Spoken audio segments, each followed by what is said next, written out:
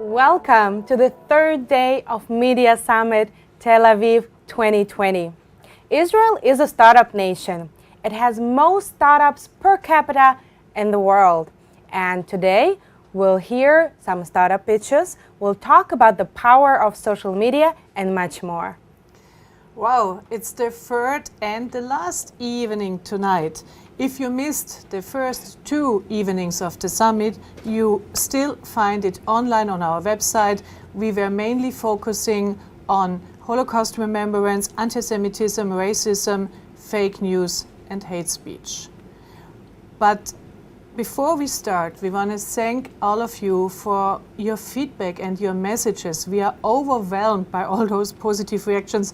Jenny said she was nearly crying today. May I say this? Yes.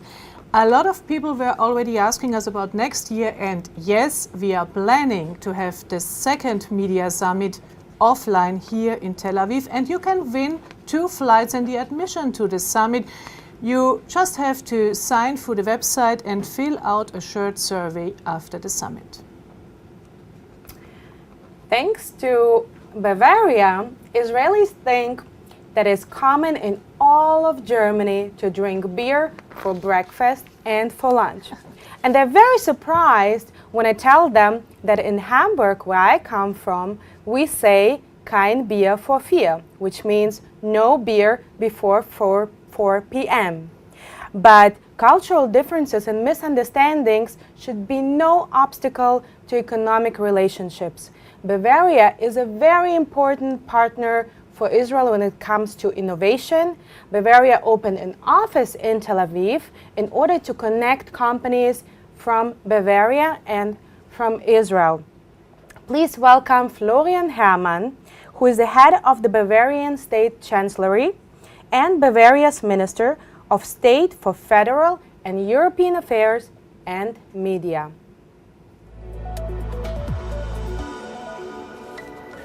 Dear friends from Israel, dear friends from Europe, it is a great honor for me to speak at the first Startup Media Tel Aviv Summit and to address you on the third and final day of this online event. Bavaria and Israel are partners of a special kind. We in Bavaria are very proud of this long-standing and close friendship. In these times of change, we are seeking all the more to form strong partnerships and collaborations, ideally with innovative, dynamic partners sharing our values such as democracy, respect for human rights and rule of law. For us in Bavaria, Israel fits this description perfectly, whether in the field of culture or creativity, education or entrepreneurship, business or science. Israel also has a unique culture for digital innovations and for finding new ways to excel in the fast-paced digital world. That is one of the reasons why in 2017 Bavaria was the first German state to open an office in Israel. Located in the heart of Tel Aviv, the Bavarian office is a meeting point that helps us to build even more bridges between Israel and Bavaria. Through our cooperation, we aim to develop future-oriented projects and relationships and to encourage dialogue. Most importantly, however, we aim to connect people. One important field of our cooperation is research and higher education. In 2018, Bavaria and Israel initiated the so-called Denkwerkstatt, a joint platform for researchers that allows them to work together on research initiatives. Our Bavaria-Israel Partnership Accelerator, in short BIPA, is another example. It promotes open innovation between companies and entrepreneurs in Bavaria and Israel. Bavaria was also the first German state to enable students to gain work experience in innovative Israeli companies under the new Kibbutz program. All this has contributed to further strengthening ties between Bavaria and Israel in innovative areas. We are partners, and even more important, we are friends. Together, we foster mutual understanding and an open mindset and tolerance. Nowadays, this is more important than ever.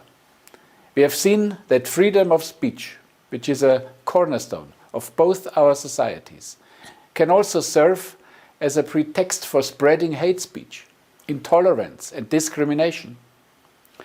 Unfortunately, we see a rise of anti-Semitic rhetoric and extremist views, both in social media and in real life. The Bavarian government takes a firm stand against these deplorable developments. We not only talk about fighting anti-Semitism, we act with determination.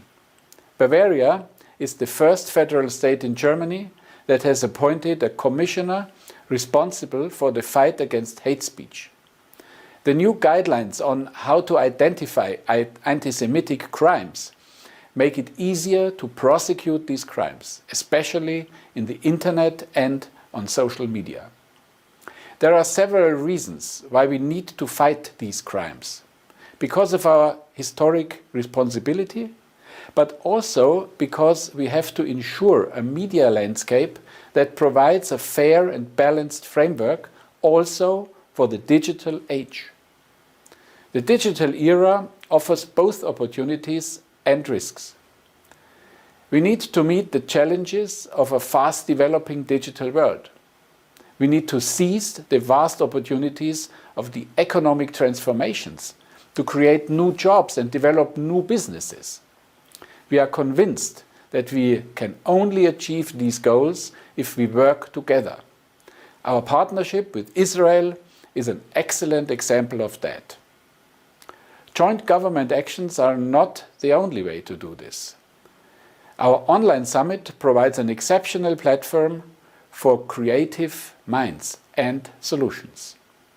I'm very much looking forward to this evening with its impulses and debates, and I'm confident that we can all meet again personally next year. Finally, I would like to thank everyone who has made this event possible, especially Dr. Susanne Glass and Jenny Havemann, our dedicated hosts and organizers. Stay healthy and enjoy this evening.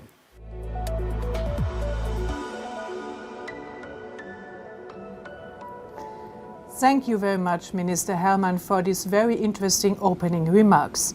The Bavarian government and the Office of the State of Bavaria in Israel, represented by Steven Schmerz, were great supporters of this summit. It was planned that Bavaria finances young journalists their journey to Israel to participate on the summit. Unfortunately, it was not possible in Corona times, but let's hope for next year. Tel Aviv definitely is always worth a trip. Okay, you maybe think of the beaches and the nightlife, but it's also very popular for the startups. What is the secret of Tel Aviv? Why is it so special for startups? This we're gonna ask now Michael Michaeli, Head of International Economic Development at Tel Aviv Global. Please, Michael. Good afternoon, and thank you for having me. And for having this conference in Tel Aviv. It's actually a natural fit, considering Tel Aviv's status as the startup city of the startup nation, but also the amount of media attention that we get here constantly. When speaking about Tel Aviv as the leading hub of startup nation, we often speak about the cyber, the AI, the military and defense background, but also Tel Aviv is very strong in the media arena. Like every sector, the traditional media has also undergone a huge transformation in recent years. The technology had to be part of it and disrupted the media, both to improve the accessibility of information and, unfortunately, also to spread fake news and hate speech. Importantly, startup has a key role to play in both ensuring that the media reaches new audience and also to combat this fake news and hate speech. Tel Aviv, your host, is known for its outstanding startup ecosystem. It also home to many innovative startups in the field of media. Just to mention few, Eco Open Wave and our partner in Tel Aviv municipality, Zen City. Recently, during the pandemic, Zen City helped us with vulnerable information and allowed us to stay in touch with the sentiment of our residents, getting all the right and relevant data all the time back and forth. These startups join over 2,000 startups that we have here in the city operating today, making Tel Aviv home to more startups per capita than any location worldwide. Tel Aviv is also home for more than 110 multinational companies who have decided to establish a permanent R&D presence in the city, often after requiring a local startup. I can just mention a few names of the most known, like Google and Facebook and Amazon, but also MasterCard, who just recently joined by purchasing a Tel Avivian startup. Even during this challenging year, 5 new multinational companies established operation in Tel Aviv. While Tel Aviv is known as a startup city, we are also very proud of over 100 companies, scale-up companies, that grew here from startup to growth companies, employing now hundreds of people with revenues of over 100 million each, and are very strongly rooted in the city's texture. Some are very well known, like Wix, Lemonade, and Monday.com, who listed on Nasdaq just a couple of months ago, exceeding everyone's expectations. Spot, for example, was just bought by NetApp for $140 million, just late June. Now, being an entrepreneur myself before joining the municipality and an investor, I gained a first-hand experience of the startup scene and its connection to the city, which I'd like to share with you now. And I'm sure you know, for young innovators, Tel Aviv often offers a very attractive, non-stop lifestyle. Work hard, play hard, all that. The whole informal vibe that Israelis have all around. But there's much more here beyond that and beyond lifestyle that really keep that ecosystem thriving and actually enforce the connection between the ecosystem and the municipality. While Tel Aviv is not the only global city known for its innovation and entrepreneurs, in Tel Aviv they have a different and unique mindset. Every entrepreneur here knows that from the very first minute, the local market is very small, it's actually insufficient. So they're already operating, looking globally, and targeting the international market from the get-go. Even if you fail, the culture here really enables and even lately glorifies the fact that you can fail and fail again, but the minute that you get up and try again, it's appreciated and supported. And without the physical resources that many other countries have, we have to turn to ourselves and rely on our abilities and skills. Israel has made limited attempts of mass manufacturing in the past. For example, including the launch of a modest but unsuccessful car manufacturing industry back in the 60s or 50s. While that didn't really succeed, Tel Aviv has emerged as a leader in automotive technologies. There's so many companies here in the leading, really cutting edge technologies that it's become one of the most talked about sectors in the city and in the industry.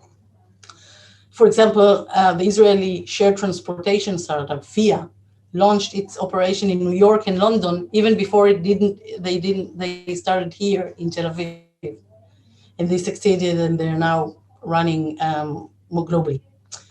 Tel Aviv doesn't have large factories as most new and modern cities, but that doesn't really stop many companies to form a very strong Industry 4.0 sector that is thriving as well. City, like most big cities in the world, is a melting pot of culture and insight, contributing different approaches to innovation. And the city, Tel Aviv, is very, very young. So around 35% of its population is under the age of 30. And the National Service teaches potential entrepreneurs how to build network, how to solve problems and take responsibility, all important skills when launching and leading a startup. Also, another thing that is very unique to Tel Aviv and to Israel in general is the fact that veteran entrepreneurs, especially the successful ones, assist the young ones, both as investors, because many of the successful entrepreneur invest in the other startups, but also as mentors and consultants, and they are really here as part of the ecosystem, contributing all the time.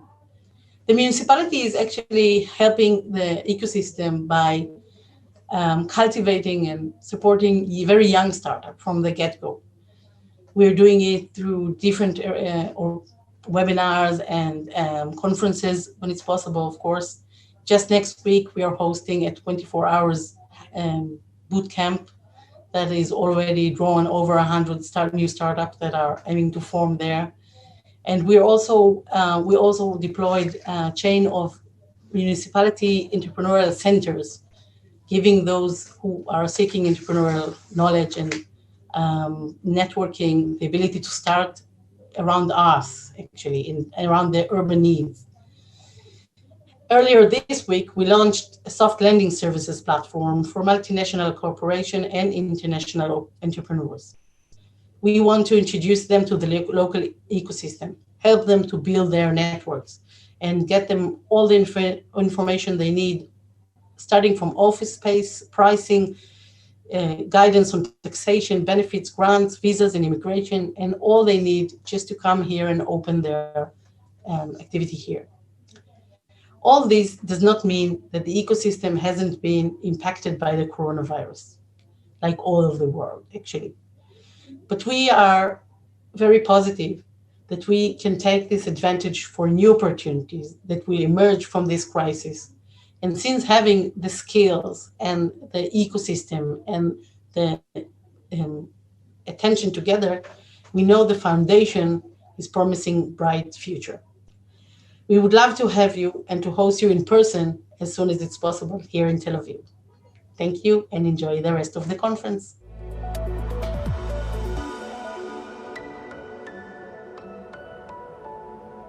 Thank you, Michal and Tel Aviv Global. There is an Israeli saying that you're not a real Israeli if you haven't had an idea for a startup or you founded a startup. Whether a 3D printed steak or glasses that can read out loud or artificial intelligence doctors, Israel is full of innovation. Now we'll hear 4 short startup pitches that bring innovation to media. Please welcome Siabra, DID, Two Hats, and Tetavi. Hi everyone, my name is Asaf Danby. I am from Siabra. I'm the VP of Global Sales. So we all know in the age of social media, we see it now as being the most active propaganda machine. It has the ability to reach the public, to spread information quicker, faster than ever before. And we are now seeing these false and harmful, what we call, hate speech that is being spread, reaching, an unprecedented number of the general public. So we are seeing these bad actors taking advantage of these platforms to manipulate the public opinion. Siabra investigates the way that this hateful message or disinformation, or as what we now calling as fake news, is being spread on social media. We see that it's not good enough for one person to do a simple tweet. Just like the virus, we are seeing that bad actors are using bot accounts to amplify their content. This is that snowball effect that is being used to start trending and reach a lot of people. And by using these bots who are now retweeting, resharing, creating that snowball effect, we are now able to reach a large amount of people and actually change their opinion on a certain topic. Sabra has come up with a solution that not only detects images and videos of deepfakes, but also content. We are able to expose, anti-Semitism, disinformation, anything that is currently trending on social media that is being spread that actually is false.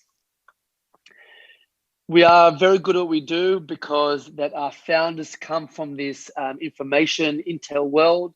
This is over 14 years of experience, more than 20 years experience between themselves, that has come up with the algorithm to detect the spread of disinformation, fake accounts, and fake campaign. That is what we are seeing as being a huge phenomenon in today's world of social media. Our platform is able to detect the visual spread of influence, so the subject, the topics, the content that is being what we say is the agenda. We then analyze through the bad and fake actors the relationship between them. Who is trying to manipulate who? How are they connected? Do they belong to a certain community of people? Are these all, white supremacists who are creating fake accounts to project hate speech on a certain certain amount of people? This is what we're able to analyze. At the same time, we're also able to analyze visual manipulations of pictures and images. What I want to show you here is a classic case of a case study of a fake account. And this is a sock puppet that is using a fake identity in order to promote, disinformation, rumors, and just that kind of hate speech. So this is a screenshot from a platform. What you're seeing here is all the connections. The green accounts are real profiles. The fake profiles, the red profiles are fake profiles. And we can see here that they're all connected in some way. This is specifically done for a scan that we did on the agenda of the coronavirus.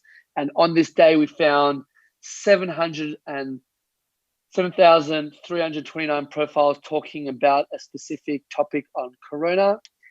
We found that there were 2,238 that were fake.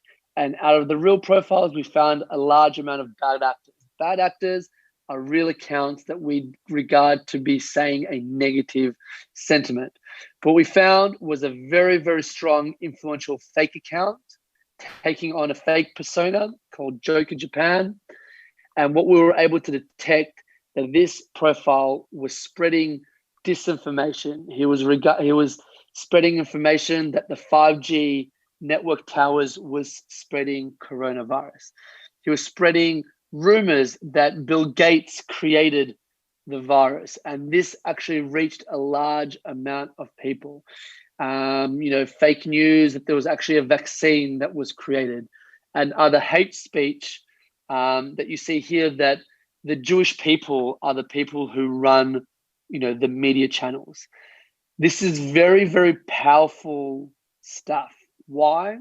Because this fake account is taking no responsibility for the content that he or she is creating.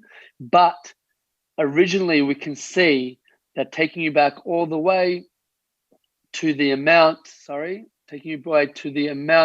of profiles that it reached in one day, this account was able to manipulate a large amount of people to believe in the content and the news that it was saying. Finally, a client story that we had was with CNN. CNN are using our platform in order to really authenticate what is coming out on breaking news through social media.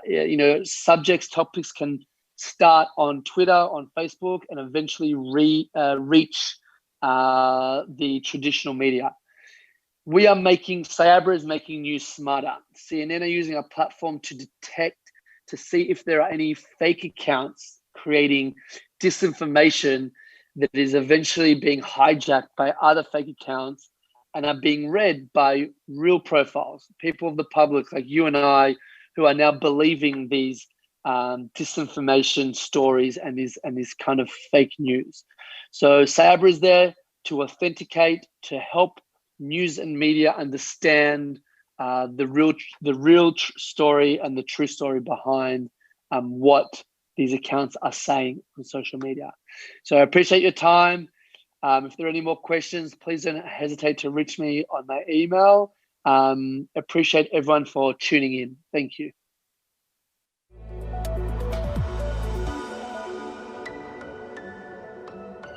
Hi, my name is Kinneret Muller, and I'm the Marketing Director at Tel Aviv. Today, I'll be talking about media and innovation and forging new futures. We live in an age where the attention span of media consumers is short. In fact, Generation Z's attention span has shrunk to 8 seconds, and the way we consume media is changing as well. Short-form video being the preferred format, and so conveying complex messages is a major challenge. Today, I'd like to talk about volumetric video, which is a medium that offers a new way of relaying content in an immersive, engaging, and highly visual manner. We can bring live-action holograms to any mobile device and create an experience that's both immersive and intimate. This is an example that Tel Aviv did. Traditionally, President Rivlin invites citizens to his residence for an Independence Day gathering. This year, due to social distancing, the event was canceled. So this past April, on Israel's Independence Day, we helped President Rivlin get his message out to the masses through a web AR experience. אהלן, מה נשמע? תודה שהזמנתם אותי לבקר אתכם בצורה בטוחה. איך אתם חוגגים את יום העצמאות? אני זוכר את יום העצמאות הראשון, היום שבו הונף דגל ישראל הראשונה לראש התורן. הרגשנו שאנחנו עדים לנס. והנה אנחנו כאן היום, 72 שנים אחרי, ואני יחד איתכם. האמת שזה מרגש. אז חג עצמאות שמח, יקירותיי, יקיריי. אתם יודעים מה? אולי נעשה סלפי. אבל לא הבאתי מצלמה, אז קדימה. בואו נצטלם יחד, ואל תשכחו לחייך. אז 3, 4 ו... It was shown across devices. We had 250,000 users in the first 3 days. 40% of viewers were between the ages of 18 and 34, which is very impressive, and tens of thousands of social shares of their selfies were shared across social media, which was pretty impressive. To combat hate and violence, USC's Shoah Foundation volumetrically captured stories of Holocaust survivors and created a completely interactive experience. We are witnessing the natural evolution of communication. COVID-19 has just accelerated the adoption of mixed reality. The entertainment industry and other industries are working with new technologies in order to bridge the physical divide. These are some other examples of virtual concerts that took place recently. Fortnite's Travis Scott concert, they had 28 million attendees, and 63% were between the ages of 18 and 24. And Tomorrowland had over 1 million users that participated in this experience. And these are just some examples how various industries are starting to bridge the physical to the virtual, and I'll be happy to expand on them separately. So what is volumetric video? Volumetric video is a technique where a space or a performance or an actor is captured, and then on playback, we're able to experience the video from any perspective, from any angle, on any device, in the comfort of your own environment. What Tel Aviv does is that we're a global pioneer in developing and offering volumetric video technology solutions. We bring these experiences up to a whole new level by providing volumetric holograms or assets to the virtual experience, which is authentic and realistic looking. And again, the viewer can experience this from any point of view. TED2B has a 4-camera portable studio that can be brought to the talent's house, and then the talent can record and capture their video in the comfort of their own environment. TED2B's R&D center and HQ is located in Tel Aviv, Israel. We've got offices and portable studios across the US. We're opening some up in Europe, and we're also got portable studios and offices in APAC. Our strategic partners include telecom companies, studios, social media, and again, I'd be happy to speak to you about that if you need more information. And thank you very much for your time, and be well.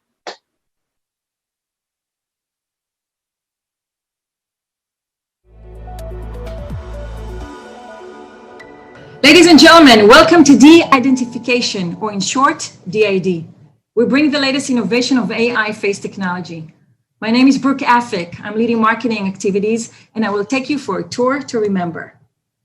The company was co-founded and managed by 3 friends: Gil Perry, our CEO, Sela Blondheim, the COO, and the CTO, Eliran Kuta. During the first breakout of COVID, we closed another successful investment round of 13.5 mil. The company is backed up by Pitango, Y Combinator, AXA, Maverick, Hyundai, and others. DID innovative AI face technology is made by Israeli geeks. Our technology provides an answer to photos and videos.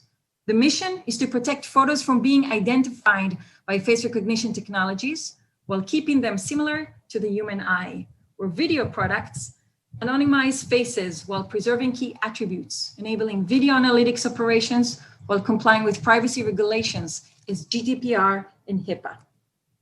The solution is based on the latest AI development, deep learning techniques mixed with advanced algorithms.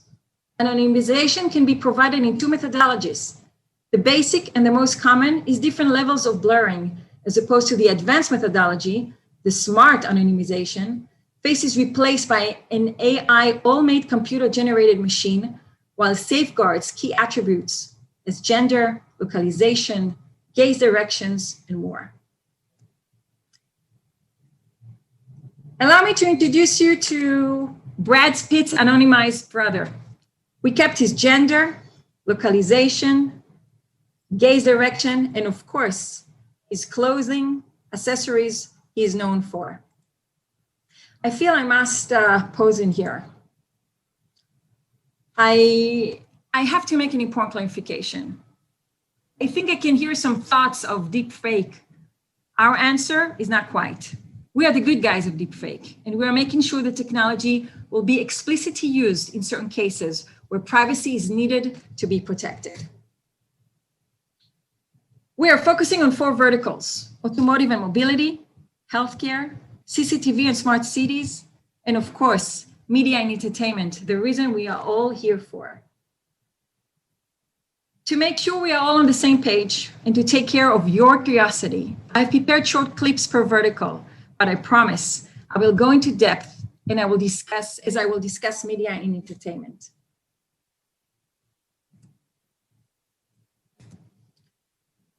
In-car anonymization.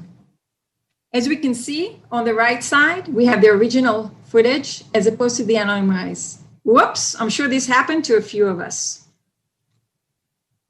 As we are dealing with automotive, we have out-of-car situation, and for that, we're going to use the basic anonymization, the blurring.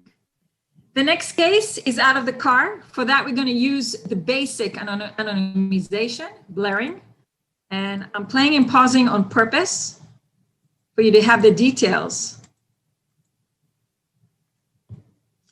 Let's move to healthcare. Over here, we have a case scenario of a patient and a doctor, and I've taken the liberty to show you the limitation of the technology. There are certain angle of 35 degrees where it shifts into blurring. As you can see, original, anonymized. The doctor is completely, by the way, blurred. And as you can see, there is a certain degree that it will turn into blurring. COVID-19 brought a lot of issues with CCTV and safe city. Needless to mention that we all covered with masks, but we still must comply GDPR rules. Hence, we all must be blurred. I think we're all ready for the good stuff. Do you remember Brad Pitt's anonymized brother? Well, he's here again. And the use case is documentaries. We see it a lot when faces are being blurred, covered, shades, shot from the back. By using anonymization, we bring your footage to a higher level and a much more artistic.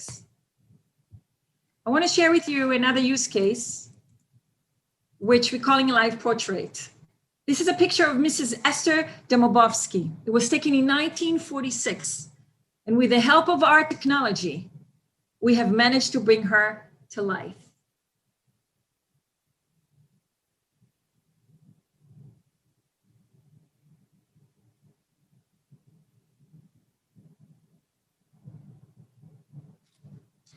For the next case, I need to explain a few things.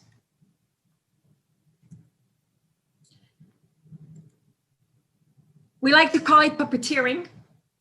The main idea of reenactment is to animate the actions of a person. In this example you're going to see, you'll be able to see our CEO, CTO, VP Global Sales, and the rest of the team. We like to name puppets. They will behave like our VP R&D, who is the driver of this footage. Get ready.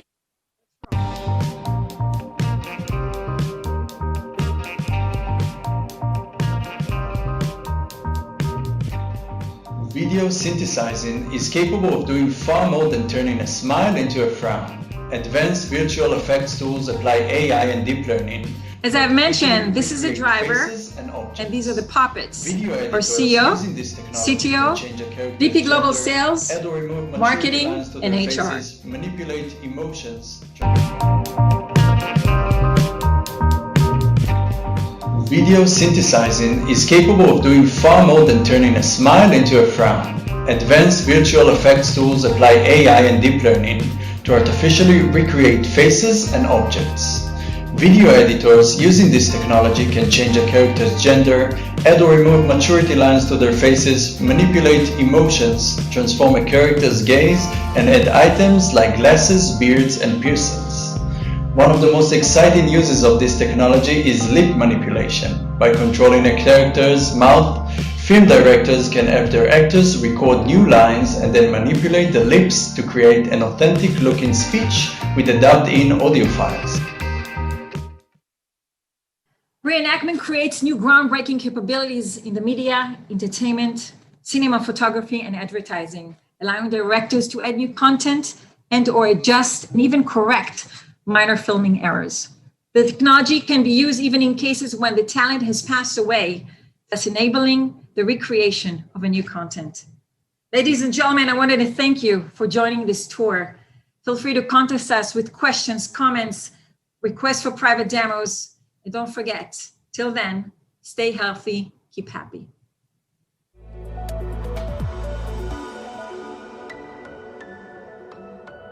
It used to be that video was a medium that captured your attention just because it was rare and exciting.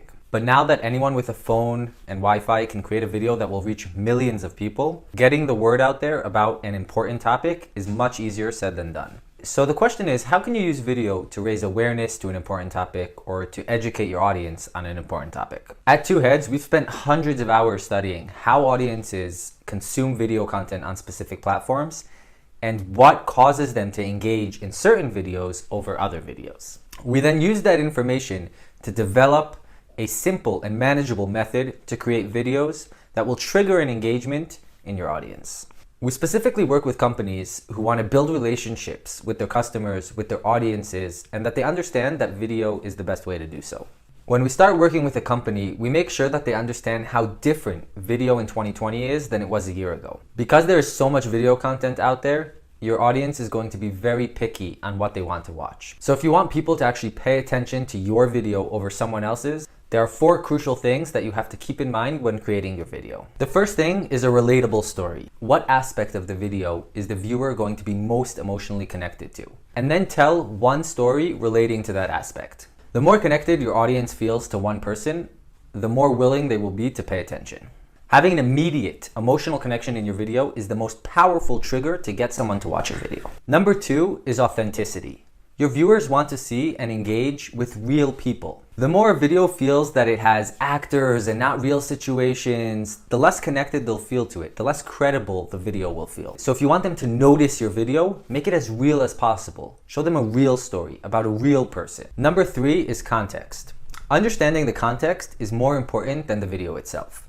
For example, if you know that your viewer is going to be watching this video on Facebook, which is social media essentially, and on social media, 85% of videos are being watched without sound, and you don't put subtitles, then it's going to be less likely that video will get watched. You have to understand the rules of each platform. So if you have an important topic and you post it, but you didn't follow the rules of that platform, then chances are it won't get watched and it won't get out there, and your topic won't get the awareness that you want it to get. And number 4 is keep it short and simple. We watch so many videos throughout the day. We like scrolling to the next video. Tell me one thing. What is the one thing that you need to tell me to understand the topic or to take action on this topic? Tell me that and keep it short. Chances are, if your video is 15 minutes long, no matter how important the topic is, it will be very hard to get people to stick around until you get your message out there. You want to keep it very short and make sure that I get the message fast. Now, once you understand these 4 aspects, it will be much easier for you to create a video on an important topic that grabs your audience's attention. Now, I want to leave with the most important tip I can give. It is very, very important to understand that one video is not enough for an important topic. If you have an important topic that you really want to gain momentum and awareness and be able to really push that topic through to your audience, then you need to create a series of videos. What happens with one video is you make one video and you post it, or you upload it, or you send it out, and then it's gone. 3 days later, nobody wants to watch that video again. Nobody wants to see that video again. You're not going to post that video again. So it's important to understand that having a series of videos will be able to create the impact that you want for that important topic. This is just the beginning of how to educate and raise awareness on an important topic using video. If you have more questions or you want to talk, feel free to reach out to me. Here's my email, here's my LinkedIn, and I'm happy to answer any questions.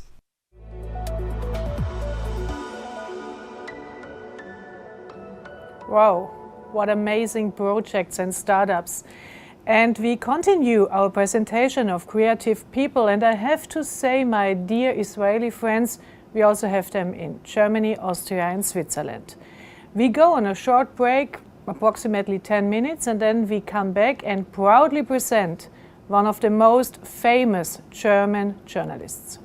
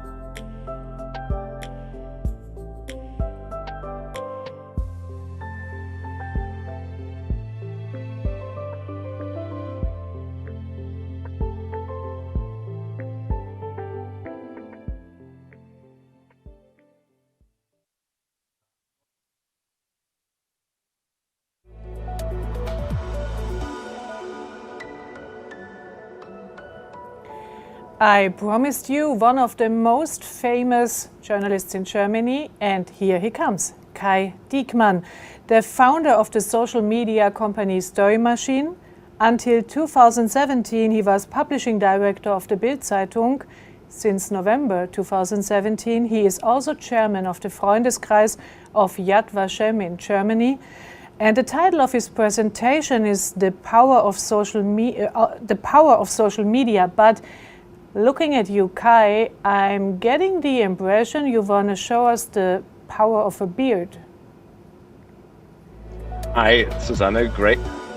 Great to see you tonight, and best greetings from Berlin.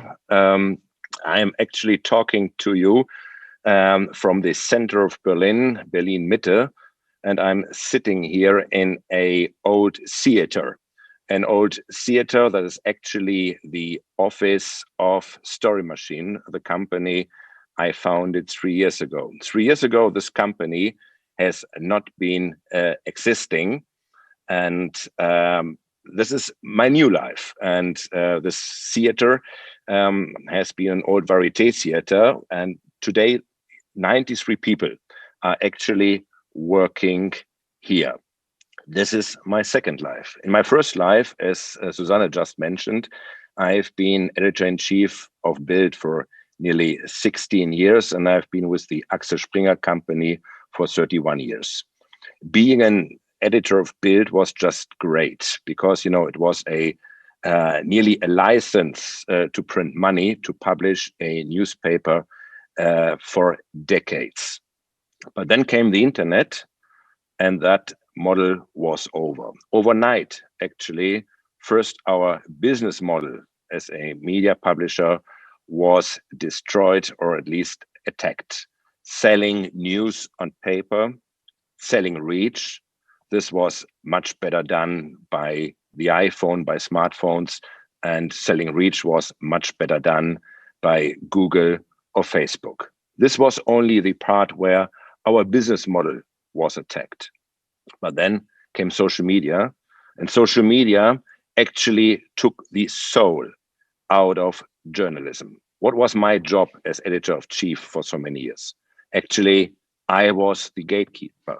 I was the one who decided which persons with which message would get access to a mass audience.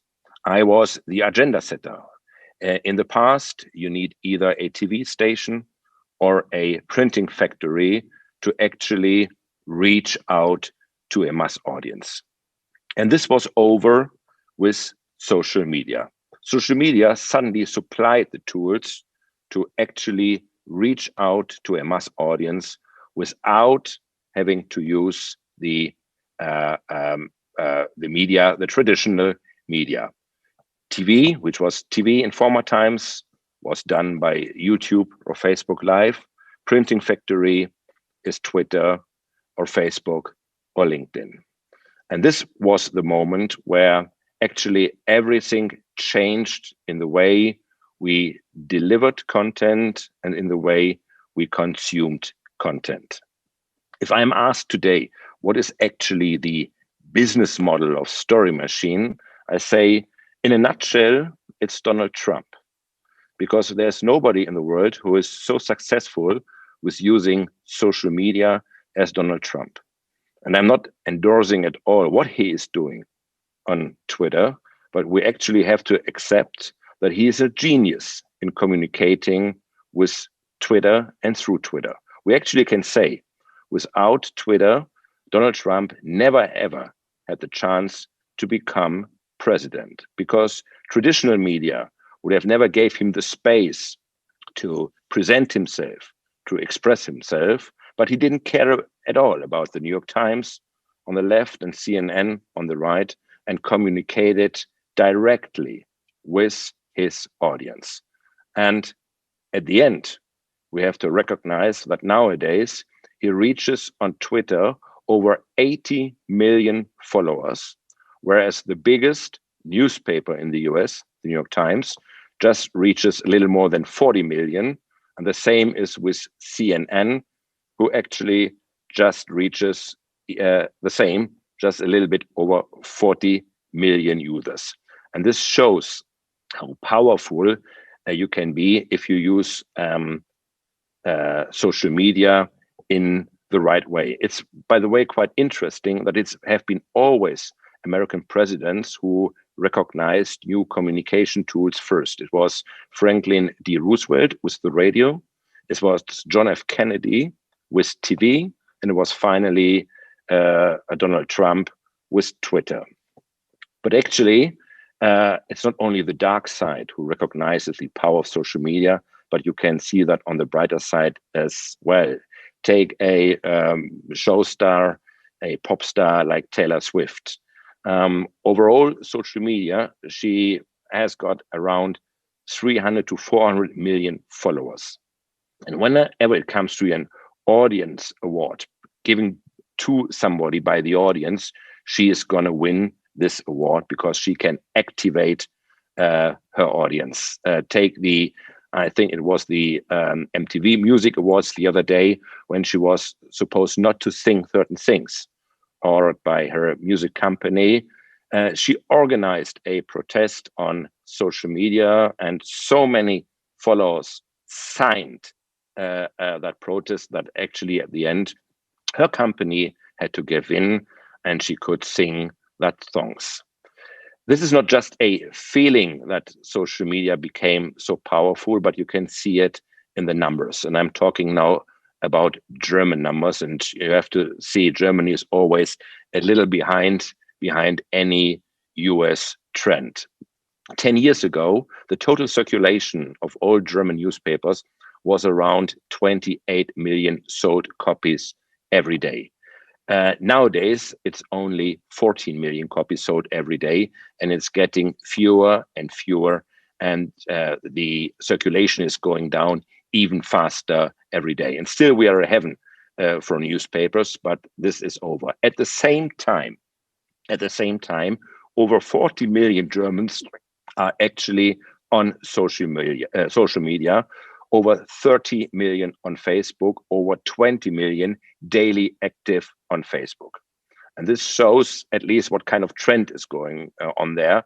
The numbers of readers of newspapers and magazines going down dramatically, whereas every single social media is still growing. Even Facebook is still growing. But this is not only true for traditional newspaper or magazine media. It is always true for TV. I'm sorry to say so, Susanne, but the most watched TV station in Germany is still the ZDF. Do you have got any idea how big the share of the people under the age of 20 is watching ZDF? It's 0.8%, 0.8. But only if you count live football in. If you take live football out, you can't even measure the share of people under the age of 20 watching ZDF, the most watched TV station in Germany. The share of people under 30 is just 3%. And everybody who's got kids knows that this is true. They don't watch linear TV at all.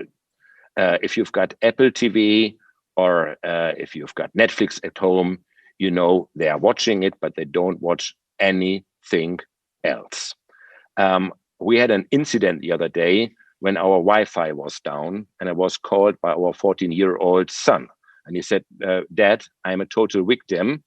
The Wi-Fi is dead, and now I have to watch TV. And they even force me to watch normal TV, and they force me to watch what they want me to see. So for somebody from that generation, it is totally crazy to watch linear TV. So we have to recognize that there are already two generations in Germany right now. If we are talking about the millennials, and the millennials, they are not teenagers anymore. They turned 40 years this year. We are talking about two generations right now that can't be reached by linear TV in any way, that can't be reached by traditional media, not on paper at all, and they don't even go and look up news at a special news site, because they grow up on social media. And the way they consume news is totally different. They don't search for news. They don't pull the content, but they learn that the content is taken to them, that the content is pushed to them. That's the secret of the feed. That's the secret of the algorithm. The algorithm shows them what content they like. And so their conclusion is that everything what they see in their feed is relevant to them, and what they don't see in the feed is therefore irrelevant to them. So that means at the end that whenever you are an organization or a company, if you offer a service, if you offer a product, or if you want to be attractive as a prospective employer, and you don't show up in these feeds on social media, you're in fact not existence in the live reality of these two generations. And this is extremely important to understand what big impact this means. For example, if you're talking to German companies, what is their biggest fear for the future? It is not climate, it is not China, but it's the fear not to find the right young people that are going to work, right young skilled people that are going to work for them.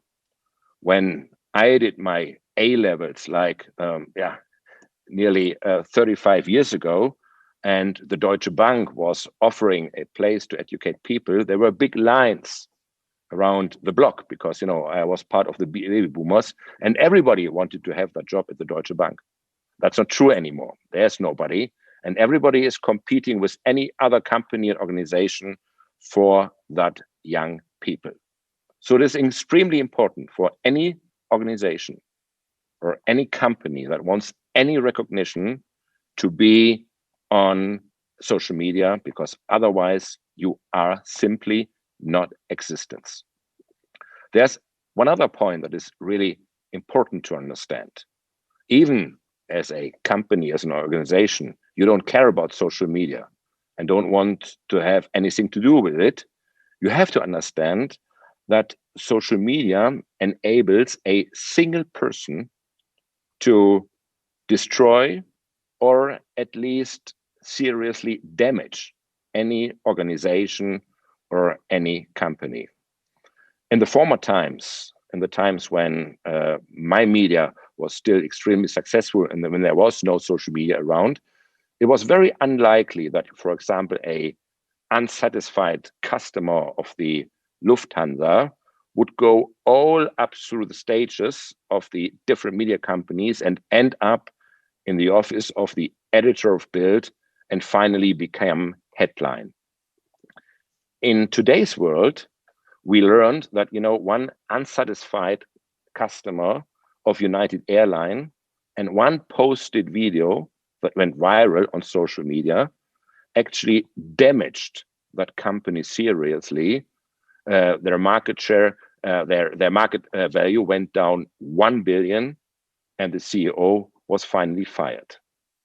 In Germany, the CDU had to learn this dramatically last year with the European election, when there was a young YouTuber called Rezo who made a video called "Destroy the CDU," destroy the Christian Democratic Union.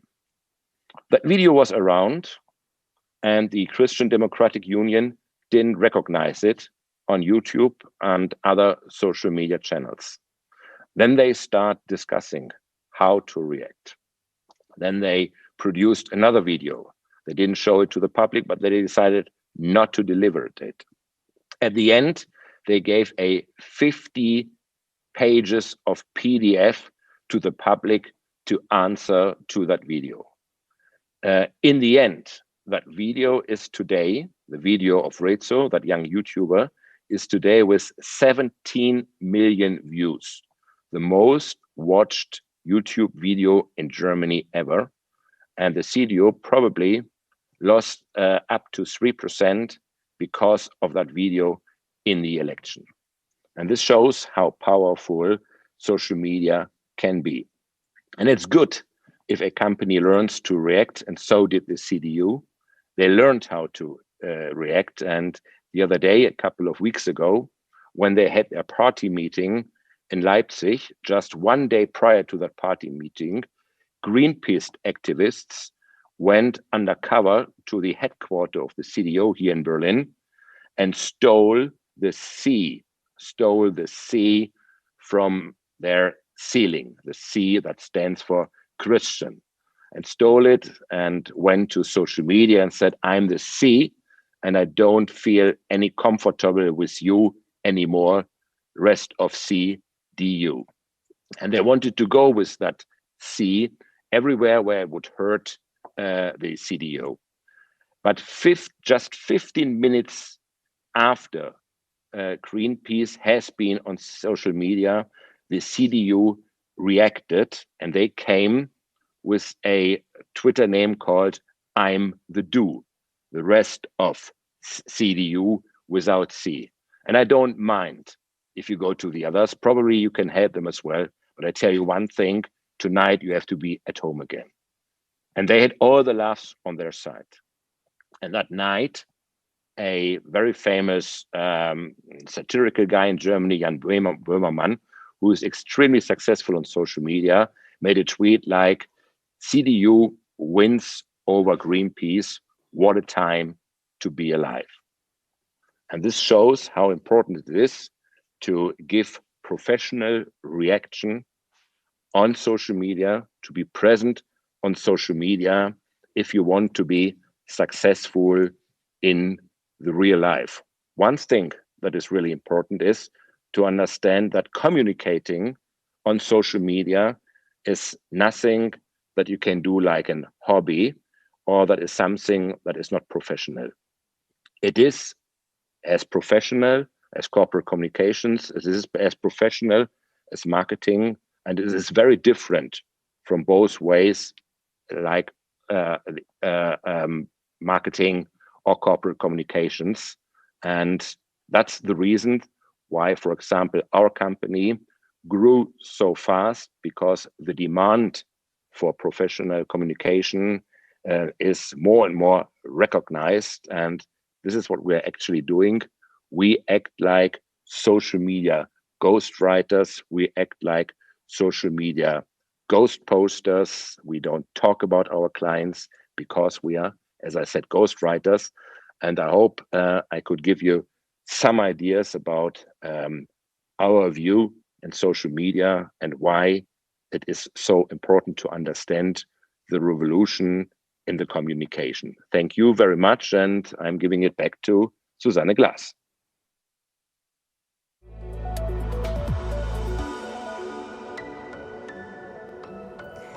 Thank you very much, Kai. It was very interesting, like always, and you gave us a lot of things to thought about, to think about. But you mentioned, for example, Böhmermann, and what I think is really interesting that I read that he recently published, or he's publishing a book with his tweets from the last years. So somehow he wants to see them printed. This is also an interesting development, but for sure you're right, social media is very important. It has a huge power, and my co-founder and social media expert Jenny will host the last panel discussion tonight about social media as the fifth power. Jenny, what's your what is your opinion about what Kai said? Well, first of all, I agree with him. He talked about his son that came up to him and said, now I'm forced, because there's no internet, I'm forced to watch TV. And I totally feel his son, even I, because of course nowadays I think what is amazing about social media or the internet, even the traditional media you can still watch on now on YouTube, or like you can watch it online anytime you want. And I think what is very important impact that social media has is, for example, now we see nowadays the demonstrations in Belarus where we see things that would be hidden from us otherwise. So there are activists, political activists that are posting on social media, and we can see what actually is going on, because in some countries, the journalists can't even do their work. So it is giving some kind of like addition to it, and I think this is the beauty also of it. That's true, but on the other hand side, it has to be controlled, this power. That's true. And this is why we do the whole summit, and that's why I'm very thankful about what Kai said. But Kai, I also have to mention that during the Corona crisis, the Tagesschau had a lot of viewers. So it's also seeable that during times of crisis, the people still, I say still, believe also in TV and radio, and also younger people are getting older.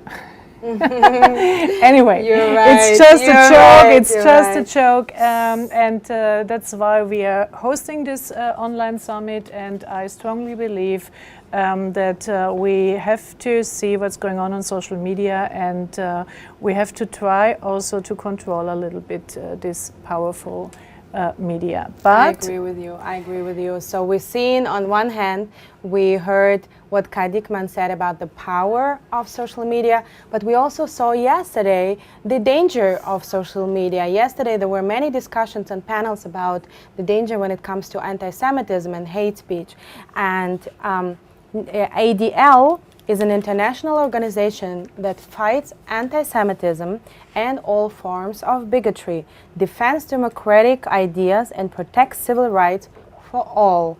So please welcome Carol Nuriel. She's the director of ADL Israel, and she will speak about social media and its challenges. Please, Carol.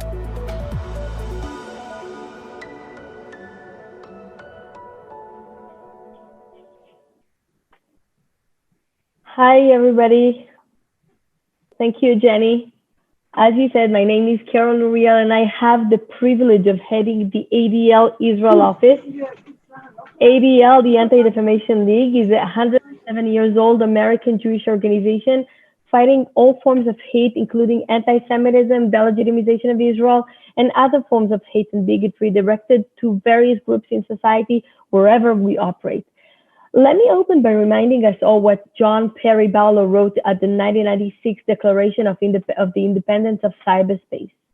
And I'm quoting, "We're creating a world that all may enter without privilege or prejudice according to race, economic power, military force, or station of birth. We will create a civilization of the mind in cyberspace. May it be more humane and fair than the world your governments have made before."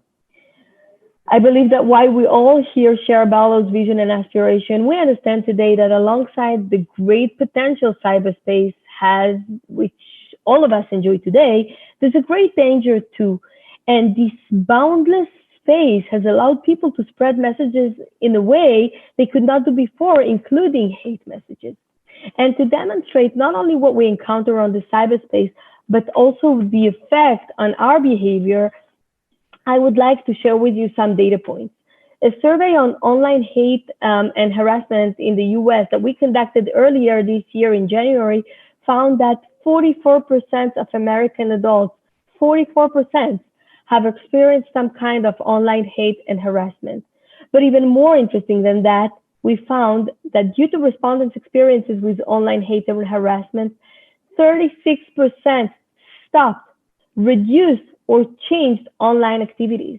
In other words, harassment works. So how does online harassment look like?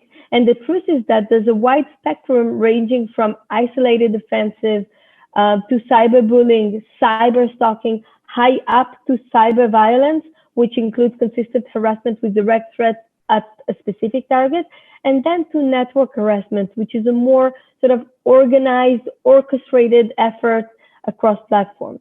ADL has been trying to intervene in every stage of this spectrum. Now, this conference has been dealing with hate with a focus on new media, and I believe you were inspired, as I was, to hear about all of the technologies and innovation in the field. And we definitely need even more as we come to tackle an issue which, of course, predates social media era, but there has been a rapid change and a significant increase in the speed and even the breadth with which hatred has been able to spread because of social media. This is why it is more critical than ever to take meaningful steps to stop hate. Because we all use social media, and the average time we use social media daily, all of us, keeps just increasing. Another point that I want to make is that when we fight hatred online, we must understand that the haters, the extremists, are extremely sophisticated. And as we use technology and innovation, they too do. And technology has become a crucial weapon in extremists' arsenal. Luckily, there are still a tiny minority of any population. But the internet expands the reach exponentially, amplifying these isolated voices of hatred. And this presents a lot of challenges. And to name a few, first of all, from a value perspective, there's the balance between free speech and user safety. Then there's no unified approach as to what constitutes a hate speech, although there's a consensus on some of it is culturally dependent. And then from a technology perspective, we're dealing with big data. Finding hateful content is like a needle in the haystack. And then the spread of hateful content, this has become a highway of hate. Everything is viral, and sometimes it's deadly. And then from a safety and security perspective, the reality is that, there's no wall between what happens online and what happens offline. And many times we see hate leaking from the online sphere to the real world, causing casualties and much damage. That has been my motto. Words lead to deeds, and hate content easily turns into violence. And just to give you a recent example with COVID-19 related hate speech, not only that there were conspiracy theories against Jews online, but we saw posts on Telegram in which users encouraged people who are infected with coronavirus to take steps to target Jews, including hugging Jews, visiting synagogues, contaminating their doorknobs. So we're afraid of physical assaults, but we have to be aware that many times they start online. So what do we need to do? It's simple and it's sophisticated at the same time, but most of all, it's clear that we have to innovate. Our report's findings show that the vast majority of the American public who have past experience with online harassment wants both government and private technology companies to take action against online hate and harassment. So this is not only the demand of a small group of organizations like ADL, this is the public asking for a change. So this is what we're asking social companies to do. We want them to be preemptive, reactive, and proactive to ensure strong policies against hate, which requires clear definitions and community guidelines and standards. Second, to strengthen enforcement of policies, which means they have to have processes through which they make sure the policy is not only on paper, but really put into practice. Third is to redesign their platforms and adjust their algorithms to reduce the influence and impact of hateful content. So this is a product issue, sorry. And then to expand tools and services for targets. But by that, I mean really thinking what individuals facing or fearing online attacks really need. And finally, which is so important, is to increase their accountability and transparency. We, the users, are allowed to know the extent of hate and harassment on a given platform, and all of it by external and independent audits. But there's another vertex to this triangle, the governments. And we ask the governments to legislate, train, and research. A large portion of the survey respondents agreed that the government has a role to play in efforts aimed at reducing online hate and harassment. So first, to strengthen the existing laws against perpetrators of online hate. So while hate exists on the ground and on online spaces, our laws have not kept up. Many forms of severe online misconduct are not consistently covered by the existing laws in many countries. The second point that we are asking government to do is to improve training of law enforcement, and this is something that ADL has done for many years. We at ADL see law enforcement agencies and personnel as a key responder to online hatred and harassment, especially in cases where users feel they are in imminent danger. As citizens, the first authority we all turn to is law enforcement, and as such, they need to be well equipped with up-to-date information and tools to identify and respond to these cases. The third point is to review the tools and services platforms provide to their users to mitigate online hate. And the fourth, which is of much importance, is to demonetize hate. Governments should expose the numerous avenues that hate groups and extremists use to fundraise online, and that happens a lot. And finally, NGOs. I can only speak for us as ADL, but let me share with you that about 4 years ago, we launched the first ADL Center for Technology and Society in Silicon Valley by the initiative of our CEO and National Director, Jonathan Greenblatt, who is a big visionary.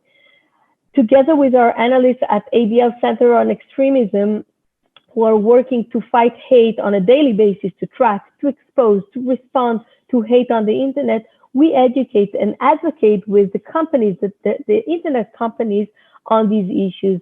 We're in constant contact and collaboration with technology companies and law enforcement agencies, serving as a critical point, a respected interlocutor that respects both the equities of free speech and user safety. And for that, we have credit from all sides. And as we continue to look for ways to innovate against hate using artificial intelligence, machine learning, natural language processing, virtual reality, augmented reality, all of them amazing technologies, we should also ensure that they are not used with bad intent. And a big part of it is connected to our work at ADL, making sure that prejudice and stereotypes are not enabled, and not only enabled, but also strengthened by these technologies. Let me end by mentioning that recently we at ADL and some other leading civil rights and media groups in the US launched a media campaign called Stop Hate for Profit, which is aimed at addressing the issue of online hate. We have developed platform-specific product recommendations, and we're working with social media companies to implement them. The specific campaign asks advertisers to pause their ad spending on Facebook for the month of July, so that we all convey a clear message to Facebook that enough is enough. Users, advertisers, we all want them to stop using hate on their platforms for monetary gain. We had over 1,000 companies join us, including some of the biggest global corporates. And look, this is a long-term advocacy campaign, which we hope will lead to a reality where hate is not being accepted on these platforms by the technology companies themselves. So let me hand here, Andy, with the hope that hate online will meet a strong response by the companies, the government, NGOs, but also from us as users who have so much more power than we could imagine. Thank you.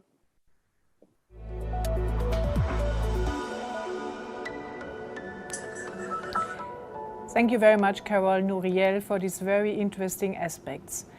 As I said before, we are connecting here creative people and journalists from all over the world. Let's go to Switzerland. Christian Dorer. He is the editor-in-chief of Blick Group and also the president of the Conference of Editors-in-Chief, and he is the co-leader of Swiss Media Forum. He is presenting us now the new media technology. Please, Christian.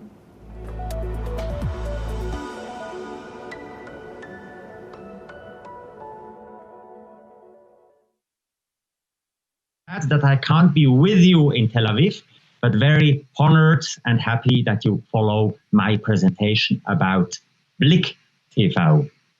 My name is Christian Rohr, editor-in-chief of Blick Group. I've been in this position for 3 years. Before, I was editor-in-chief of the #3 newspaper in Switzerland. Blick is part of Ringier, a big Swiss company, family-owned, and that's a big advantage. I know exactly who is my boss, and we are a very old company, 187 years old.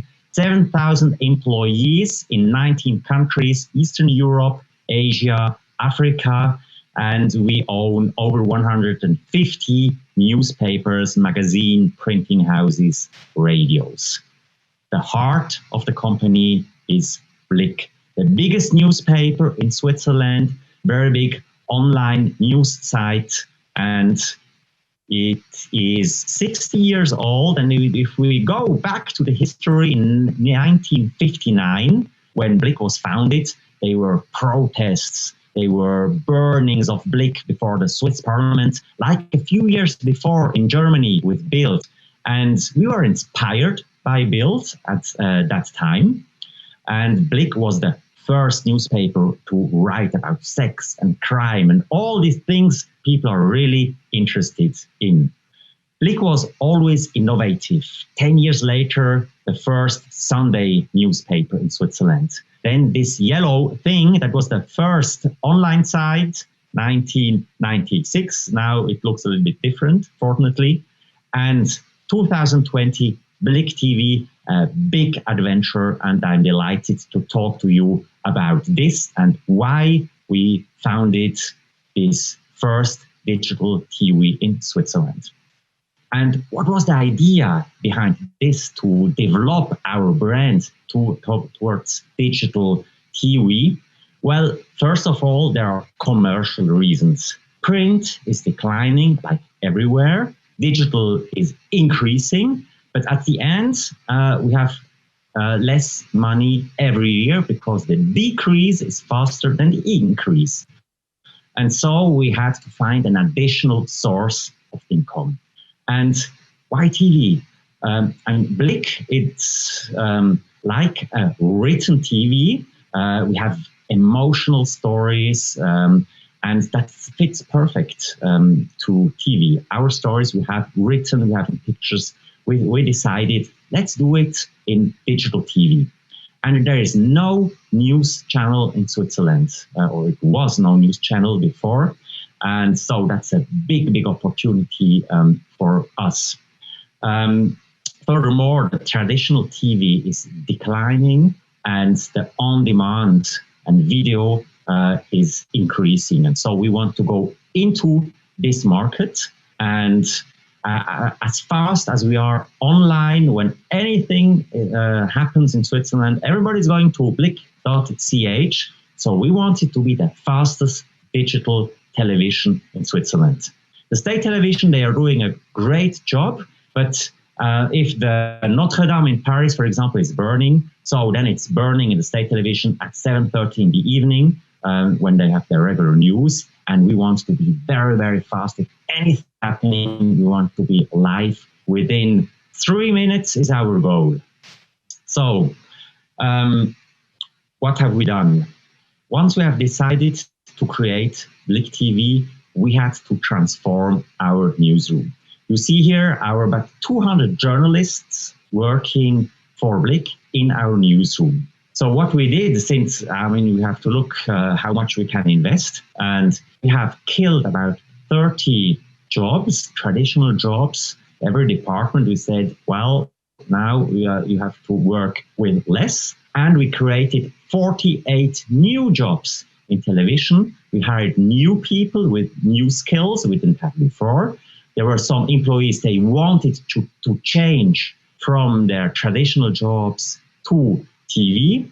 And so it was an invest of only 18 new jobs, something we could afford. So now we have 218 journalists in our newsroom.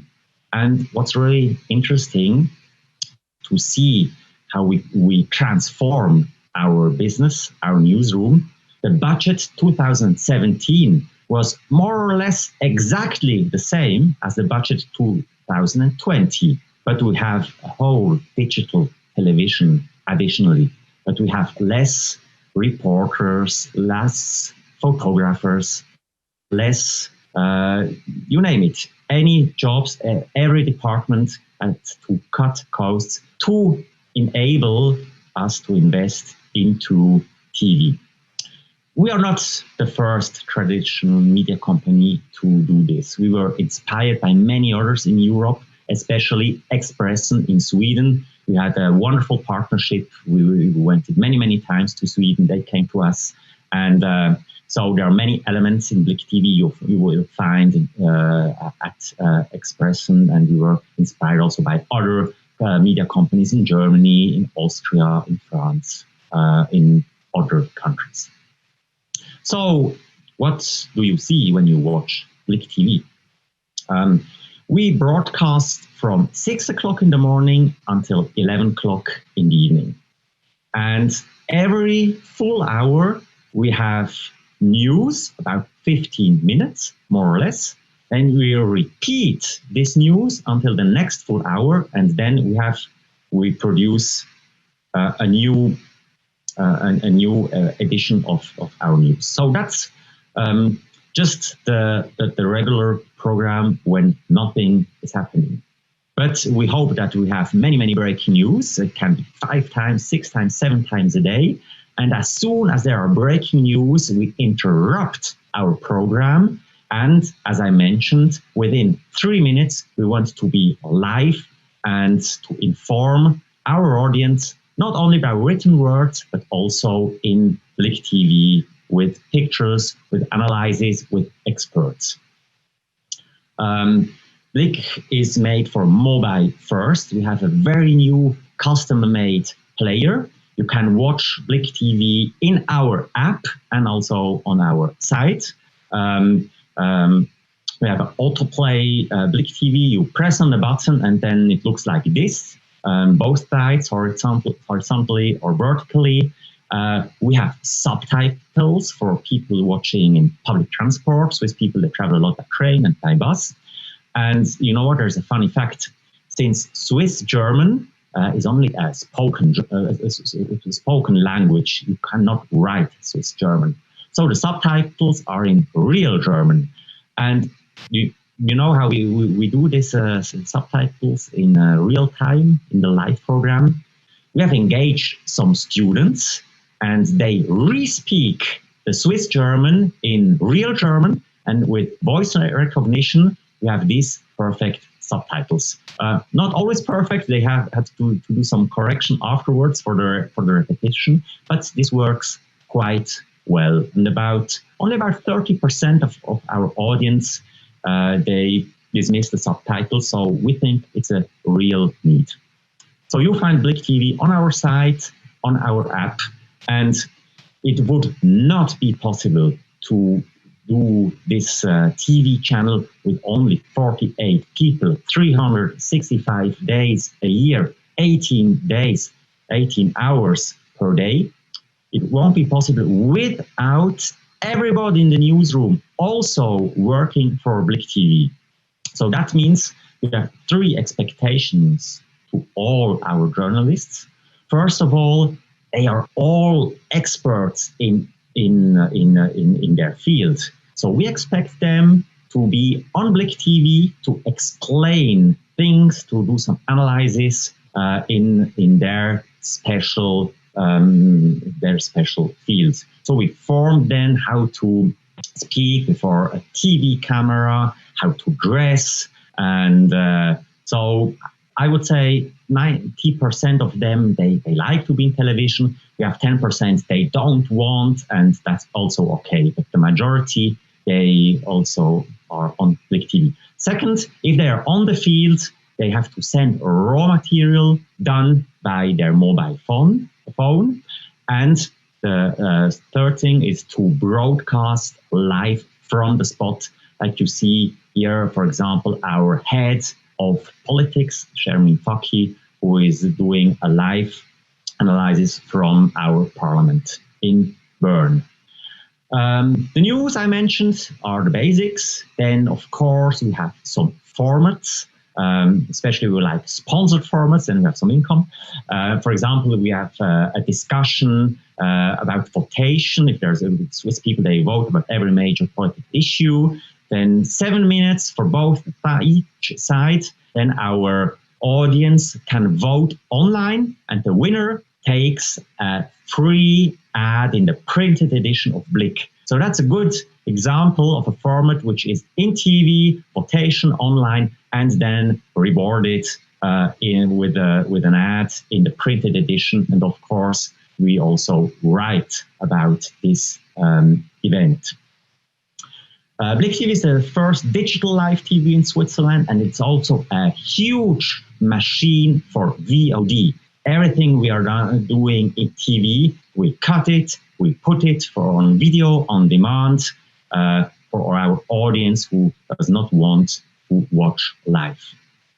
We are very proud to have CNN as a premium partner. So we have their raw material, we have breaking news, their signal, we have their coverage from every spot in the world. And that fits very well because from the idea, we like to be like a CNN for Switzerland. That's the idea behind. What you see here is our newsroom 1 year ago. Everywhere we saw some project like ours, they said us, build your studio in the heart of the newsroom. Otherwise, it's impossible to work together. And that's very important that we have the same subjects in print, online, in TV. We want that our journalists work together. And on the right side, you see now the green screen in our newsroom, in the middle of our newsroom. If we have some guests, we see who is coming, who is leaving. We hired Jonas Breuer as editor-in-chief of Blick TV. He's a TV star in Switzerland, the most known presenter of a political show in state television. And these people here are our anchors. We have invested a lot in our studio, in a green screen studio. That's a little bit more expensive than a traditional studio, but with 10,000-15,000 US$, we can create a complete new studio. Only the two presenters and the table is real here in this picture. All the rest is digital. The business case, we have two pillars: pre-roll advertising and also mid-roll are planned. And as mentioned, the sponsored formats. So every time you click on a video on demand or on the live stream, there is an ad. First, they were too long. We started with ads until up to 30 seconds, which is too much. Now we are between 6 and 10, 15, and that's accepted by the audience. I mentioned the business case, sponsored formats. So we have, for example, the Bruck truck. Bruck is a big company in Switzerland selling TVs and electronic devices. So every Sunday morning, there is a truck of this company in Switzerland, people hunting this truck, finding it, and then they can win TV. So our experience since the launch, it's now nearly 7 months. What we see is that breaking news is performing very, very well, and we had a lot of them with the COVID crisis. We see that good formats, they are performing very well also, and we are quite happy how the cooperation in our newsroom is working. So most of our people really like also, it's like a job enrichment also to work for television. Most of them like it. So on the other side, when there is no breaking news, our users are not used yet to just jump into a live program to watch 15 minutes. So we are not satisfied yet. And we have to find some ways that we have more traffic also when there is no breaking news. Second, we see that we don't need the same, often we don't need the same videos for on-demand as for live. So you can have a live broadcast working very well, but as video on demand, it does not work. So we had to shift from live reporters to our video desk to have all the viral videos again. And third, we want to present better Blick TV on our site, on our app. We started, and we see we want to create like an environment for our team. So that was it, our experience. If you plan the same, if you have any question, I will be delighted to talk to you or to write you. Here's my mail. And now I wish you a wonderful conference and thank you very much. Have a nice day. Bye.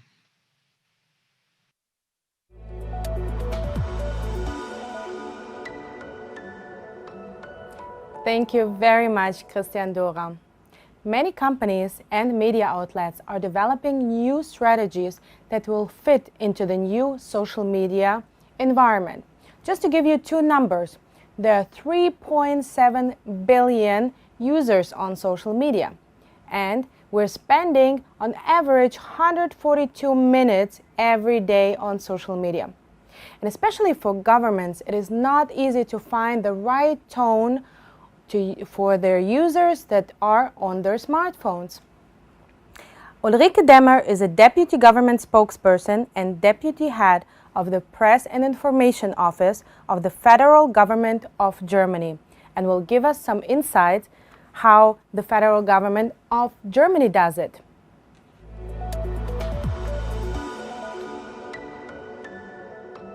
Good evening and thank you for the invitation.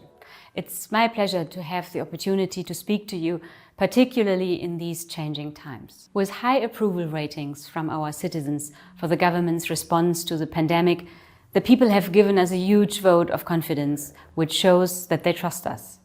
The very essence of our job is to live up to their expectations and thus justify the people's trust. When the COVID-19 pandemic began, we needed to use the channels we had established to do two things. First, to disseminate vital information as quickly as possible.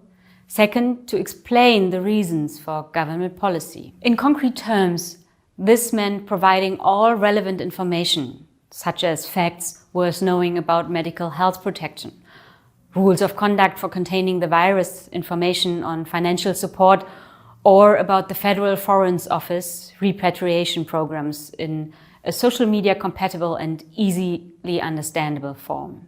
The public appreciated the effort. For example, the Chancellor's televised address on March 18th, which got 4.5 million clicks on Facebook alone. At the same time, we made coronavirus the top priority on our website and have redesigned the site with a more service-oriented approach, making it an information portal about the virus. To ensure that information can be found quickly, we've put together information for specific target groups like freelancers, families, entrepreneurs, risk groups, travelers, and so on.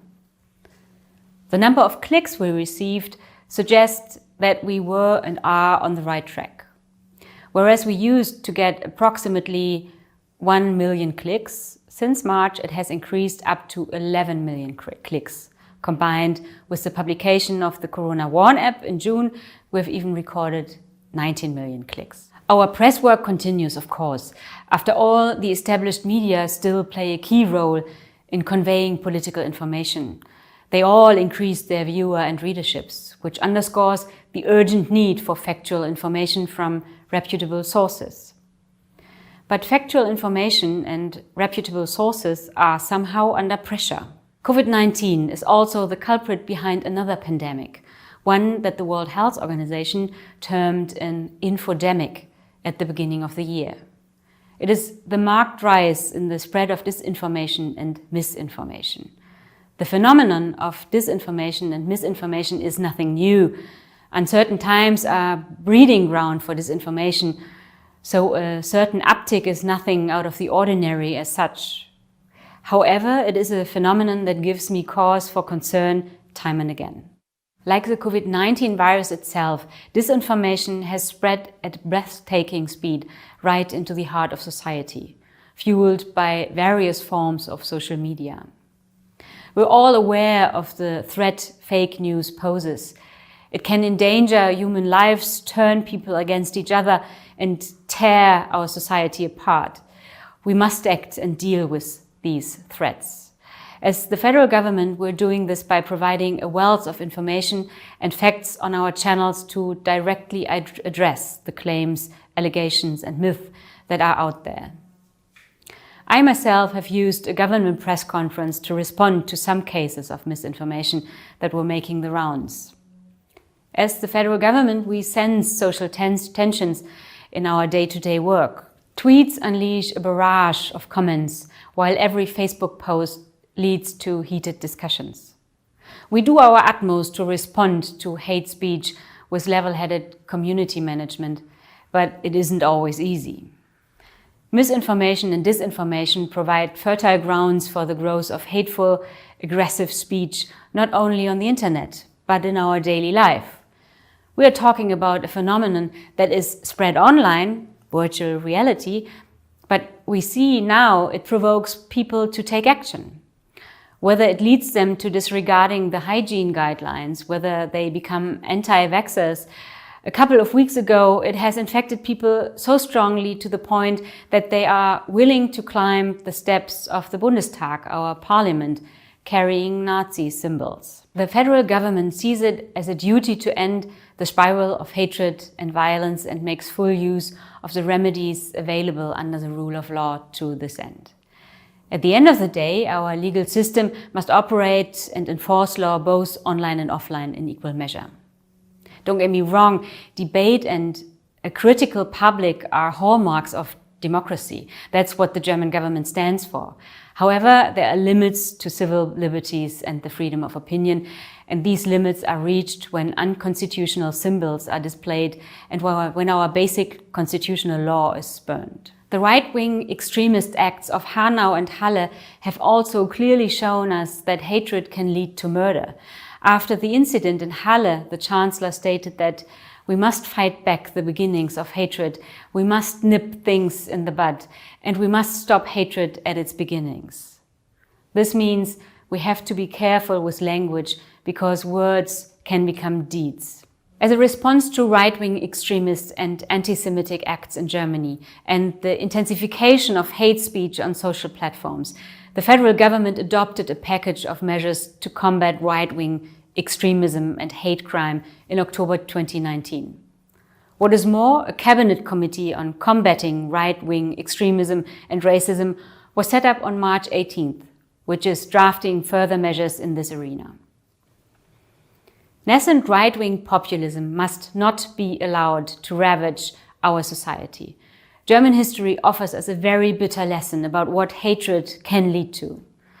There is no place in Germany for extremism, xenophobia, racism, anti-Semitism, and intolerance, nor for any other form of hatred against specific groups, no matter where it comes from.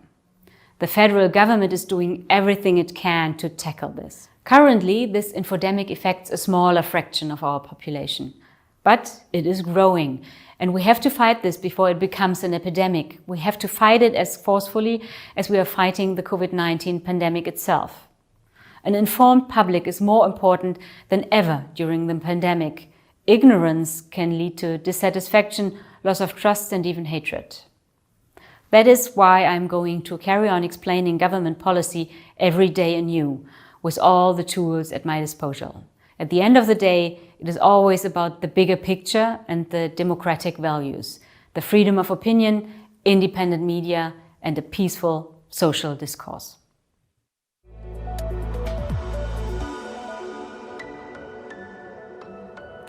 Ulrike Demmer, spokesperson of the German government, thank you so much for these insights. But Jenny, why are you still hanging around here? Go to work. Go. Sorry. Because now it's a special pleasure for me to announce the last panel discussion hosted by my co-founder of this summit, the marvelous Jenny Havemann. She's a political analyst, entrepreneur, and the CEO and founder of German-Israeli Network. And she's a social media expert. That's why Jenny and her panelists are discussing now the question, social media as the fifth power. I hope Jenny managed to go over in the next room. And Jenny, if you are there, please go for it.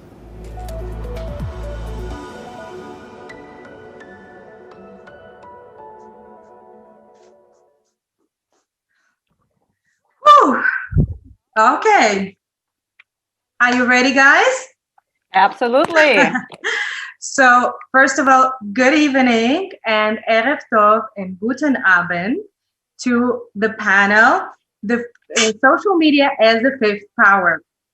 And please welcome to this panel, and I want to introduce you to our amazing speakers. As I told to my speakers, this should be the best panel, not only the last, but also the best panel of the summit, right? Absolutely. Okay, so let's start. Some people asked, why is it called social media the fifth power? And we know that we have the three powers of democracy, and we have the fourth power, which is the so-called traditional media. And now for some years already, we have social media, and social media really became, all of us agree that social media became a real power, the fifth power. And I'm introducing you to my amazing speakers. The first is Laura Gutkamp. Laura Gutkamp works as a journalist and author in Munich. Since August 2018, Laura develops new storytelling formats for the ARD International Correspondence in her function as a team lead of Weltspiegel Digital. Thank you, Laura, for joining us at this panel. Thanks for having me. Our next speaker is Joelle Weil. Joelle Weil is a Swiss freelance journalist, columnist, and writer. She has been working for Switzerland's biggest media companies. Since 2010, she's been writing several columns, such as Generation Clash for Renier AG from 2010 to 2018. Since 2018, she's part of the columnist team of Luzerner Zeitung. She covers life and politics from Israel for her Swiss audience. Thank you, Joelle, for being with us. My pleasure. And our next speaker is Ruben Gerchikov. Ruben from Frankfurt, Germany, is Vice President of the European Union of Jewish Students, the umbrella organizations representing more than 160,000 young Jews between 18 and 35 in 36 countries. Furthermore, he is a vice president of the German Union of Jewish Students. Hi, Ruben. Hi, thanks for having me.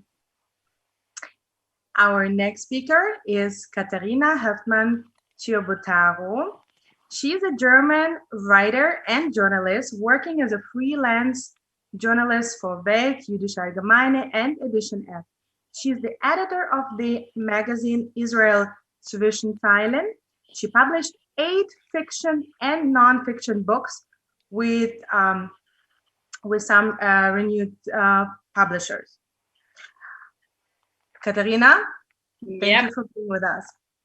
Thank you for having me. Our next speaker is Paula Zara Natuzios. Paula has been working as a journalist for 12 years, mostly in the fields of radio and podcast, TV, social media, and also online. She works for ARD, I24 News, Vice. She's covering topics such as social media, hate speech, anti-Semitism, Jewish life, and feminism in her work. Currently, she works as an innovation manager, social media strategist, and former developer at IDA, which is an innovation digital startup from CDF Digital and MDL. Hi, Paula. Thanks for being with us. I'm very happy to be here. Hi. And our last speaker is Sivan Felder. Awesome. Sivan Felder eats, sleeps, and breathes video. She was born as a storyteller. Sivan has spent her career working in the video industry and now serves as the co-founder and SMO of Two Heads, a video marketing firm that also pitched today.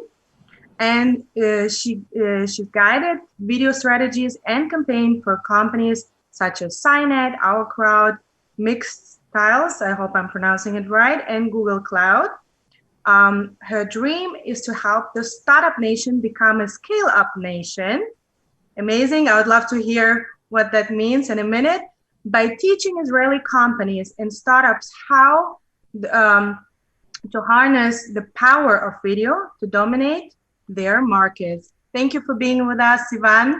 Thank you. I'm so sorry. I was having technical difficulties with my computer, so I apologize for being the last. Thank you for being with us. That's fine. That's an online, a live conference.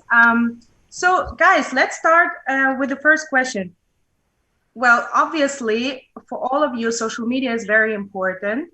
How important is it not only for your personal or private life, but how important is it for your work? Laura, please. Yeah, so basically it's my bread and butter business, really, because my team and we are responsible for all social media channels of Weltspiegel, which is the foreign program of ARD, so the public broadcaster. And we really try to be a digital platform to transport all the stories in the world from 30 different foreign studios onto social media. And so I'd say social media is really shaping my working life every day. Okay, that's obviously you're also managing the social media. So of course, this is an important topic in your everyday work life. Joel, you're a journalist and you became now more active on Twitter for the last few months. And does it somehow influence your work? Like how important is that, for example, Twitter for your work? I have to add that I've been using Twitter passively for a long time, but now that I have 1,000 followers, I enjoy the active part as well. But social media in general became a very essential and central part of journalism and research, especially because social media can open a whole new world of information. There are plenty of voices, of opinions, pictures, and so on available that are very often not published on the so-called mainstream media. Also, for obvious reasons, social media is much, much quicker than most of the media, which is also, as a journalist, that's an amazing thing. Although social media became a central part in journalism, we still have to be careful as journalists, because social media should never replace the, let's call it, old school research. With that, I mean the following. I do have the impression that not only journalists, but especially journalists, do very often believe that the vibes they're getting from social media are the actual vibes of the people, which is barely the case.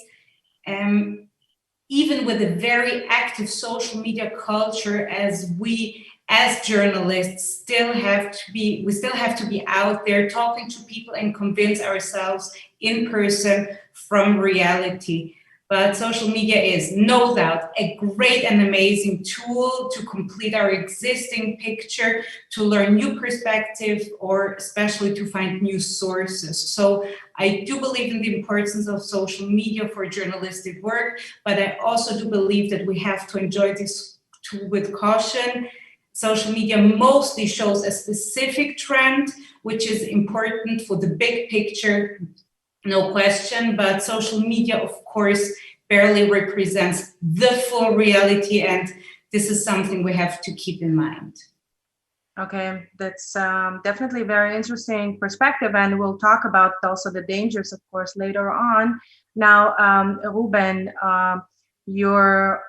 you could say more like an activist, political activist, young Jewish student activist. How important is that for your work? I think what Joel was mentioning is pretty right, because we see that journalists are using a lot of tweets for their own articles, and especially for us as a very young organization. And there are a lot of other young or political organizations in Germany and in Europe. We tweeting about our topics, about our concerns, about our political, and tweeting about our political statements, because we know that there are a lot of journalists who are using Twitter as their most important information tool. And what we are seeing is that a lot of our tweets are are getting mentioned in articles from different newspapers, from Israeli newspapers, from German newspapers, or from from different European newspapers. So this is what we see, that we have to tweet about our topics, otherwise we will not be heard as a young Jewish voice in certain media. And on the other hand, it's important because we are representing mostly people from 18 to 35, and most of them are not using emails or newsletter for information. So if we are posting stuff on Facebook, for example, Facebook is I would say our main platform to interact with our crowd, because and I think it's getting more and more also to other social media platforms, what we have to discuss if we want to use them, because we also need the younger generation being active in Jewish student activism. But we will see what kind of social media platforms will be good for us or will be not good for us. Okay, thank you very much. Interesting that you're very active on Facebook, because I'm getting less and less active on Facebook, because I'm saying it's like the old people's platform right now. But I think there's still, I'm sure there are still many like young people to reach. And Katarina, you are very active on Instagram. I think less on Twitter. And Twitter, you're not active at all, I think. No, I'm not mistaken. Maybe as a passive, right? No, not even as a passive user. Not to be even. honest. It's not my social media. I think it's I think this is very much the source of the question is, what are you using it for? And for me personally, I'm more working as a creative. I do journalism work, but it basically is the smallest part of my work. Most of my work is writing book, creating stories, coming up with fantasies. And so for me, Instagram is a perfect media to get inspired.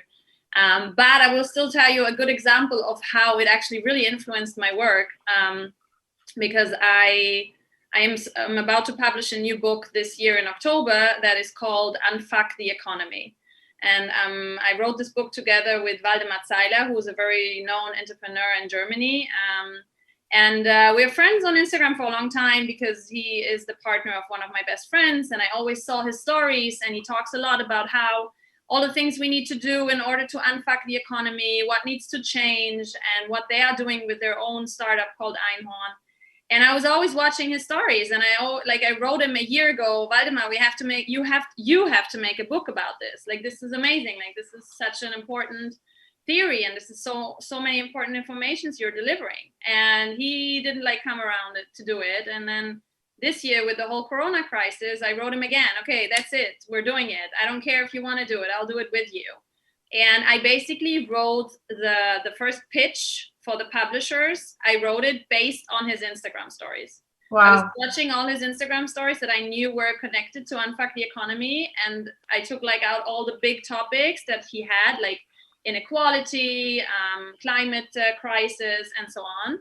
And I basically built the whole pitch based on his Instagram stories. So I think this is a perfect example of how it can not only inspire you in your private life and give you the possibility to reach people that you want to reach in your social life and your private life, but it is also a great tool to basically network, to keep in contact with people, to keep up with what people are doing, and to see opportunities of where you can work together, or also people can approach you. It happened to me many times that people approached me, to write certain texts or whatever. So I think it's very versatile, even for people that are not in journalism, hardcore journalism, if you want to call it like that. You're absolutely right. And it's true that through social media, you can even, get inspired for your work as you did it. But also, I know someone, our next speaker, Paula, that actually found her recent job through social media, which I think is amazing. And it shows, that you can even find new workplace through social media. Paula, how does, in your job right now, or even before maybe, how did you use social media for your work? I actually use social media every day as I work in a digital startup. It's pretty obvious that we need social media and we work with social media. For example, I develop strategies for our customers, for example, for media outlets on how they can get in touch with their target group or their audience, because nowadays we don't have a similar situation like we used to have, where people would just switch on their TV and watch a show. Nowadays, you have so many media products and you can't just wait for people to discover them and to find them and listen or watch them. You really need to draw their attention to your product. And this is something we do. And I do at my new job, which I actually, yes, I found it on Twitter. I was still living in Israel, and my now boss sent me a message on Twitter and offered me, my new position, which was amazing. I would have never thought I would find a job like that. And after I moved back to Germany, I started at IDA, the company. And in the middle of Corona, we built up a new startup for media and innovation. Social media is highly important for my day-to-day job, but also for my work life. Thank you very much, Sivan. So, I mean, I guess it's pretty useless to ask you how important social media for your work is, because your work is social media. So, tell us about like how it became maybe important, So it's interesting because I'm actually from the States, from America, and I live in Israel. And I think one of the hardest things when you come to a place where you don't necessarily have any roots is kind of like building a community from the beginning. So my brother and I, when we started our company, we don't necessarily have contacts in high up places. To help us get started. And we really just started by posting videos online, like on my Facebook page. And within 2 years, like we built an entire company just around people starting to recognize us just from our videos. And I think like I think what people don't realize is how much of a relationship you can develop with people you've never met.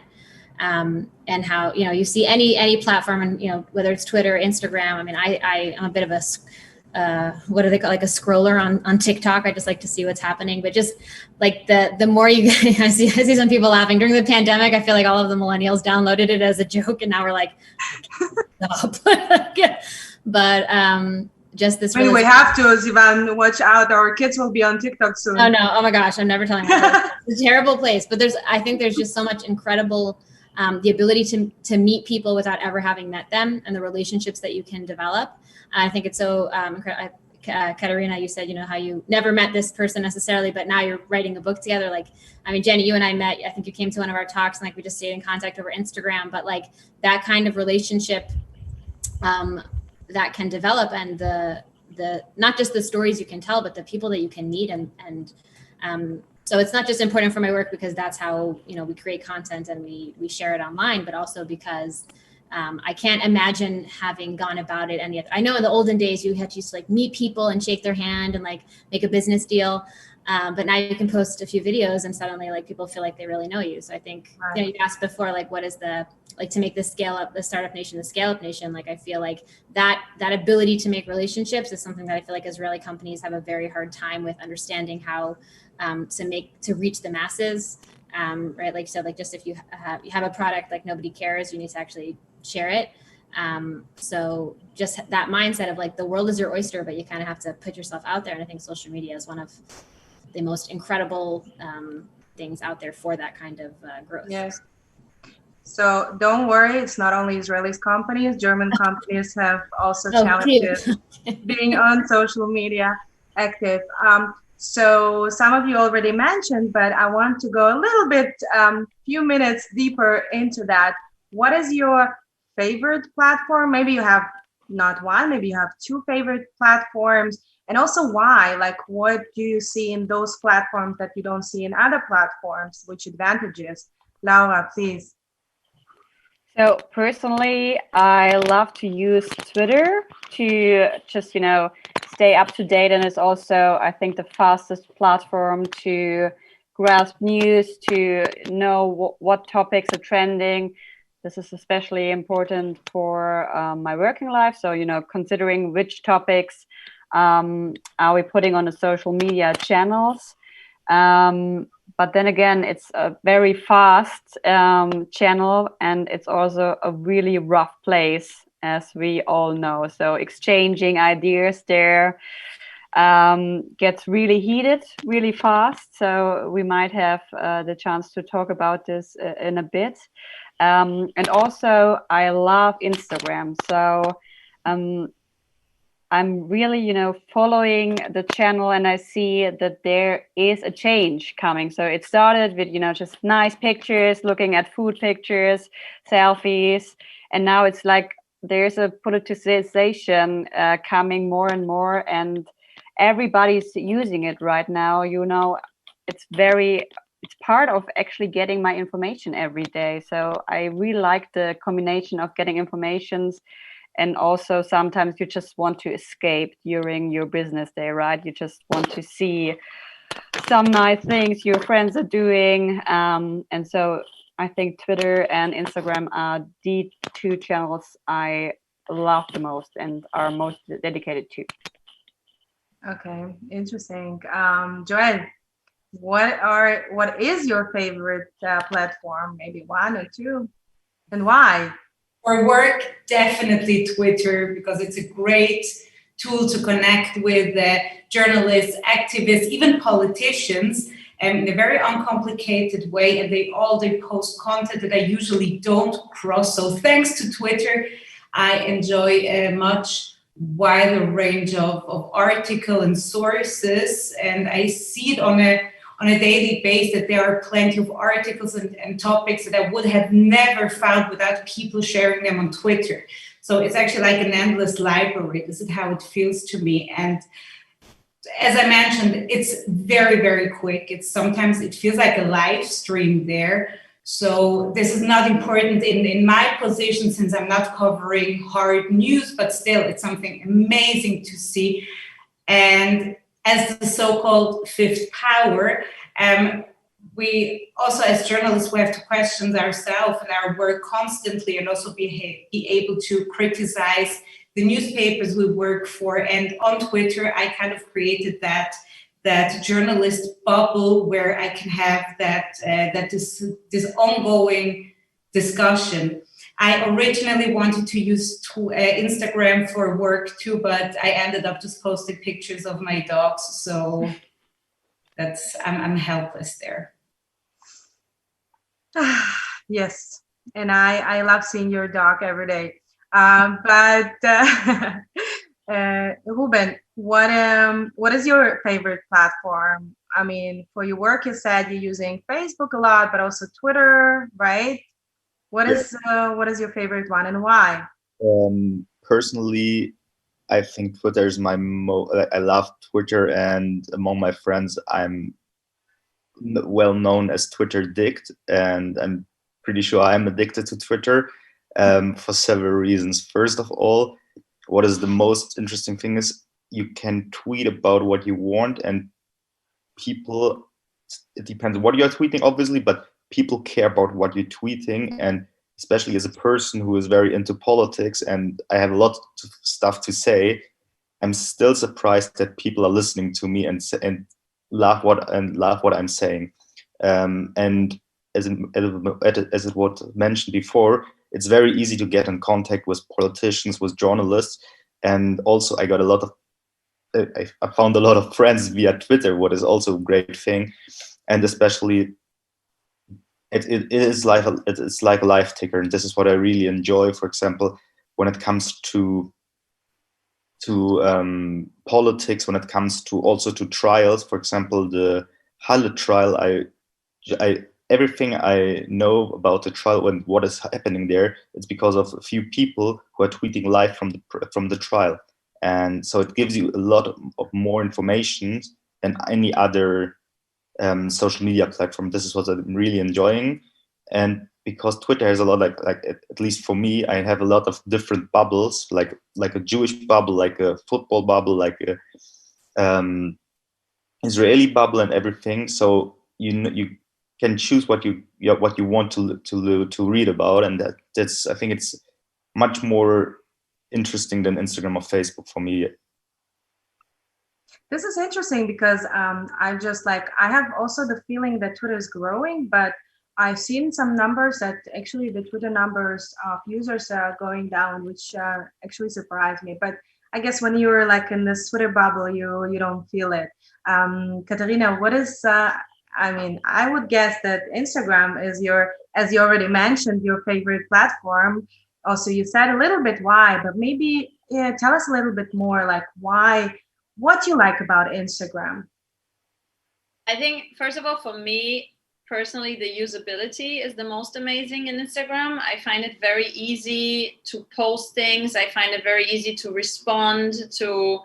I find the graphics very nice, the optics, and I'm not the most optical person. Like I don't have the best eye or whatever. I'm a word person, but I do enjoy, if we talk, for example, when you look at the Black Lives Matter movement, there was a lot of activity on Instagram, and I just think that it was such a great way of getting and diving into this topic and starting to follow several activists, but also people that have a voice, and that I felt like, oh, I need to listen more to that. And you have all these different ways. You have the stories that can be very artsy, but they can also contain just people speaking to the camera and talking about things. You can take the phone with you to a demonstration and show a video in the story of the demonstration you are just attending, but you can also just write a text.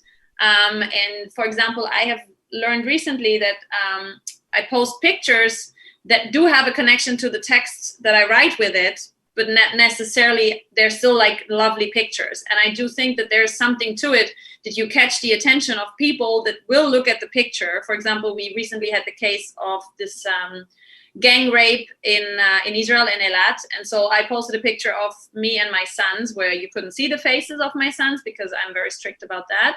But I posted a picture, and then I wrote basically about how I think we need to raise our sons in a certain way, so this will not happen, or this will not keep on happening. And I think that in this way, Instagram is amazing because, it speaks to you, you relate to it, it looks good, but you also can totally send a message.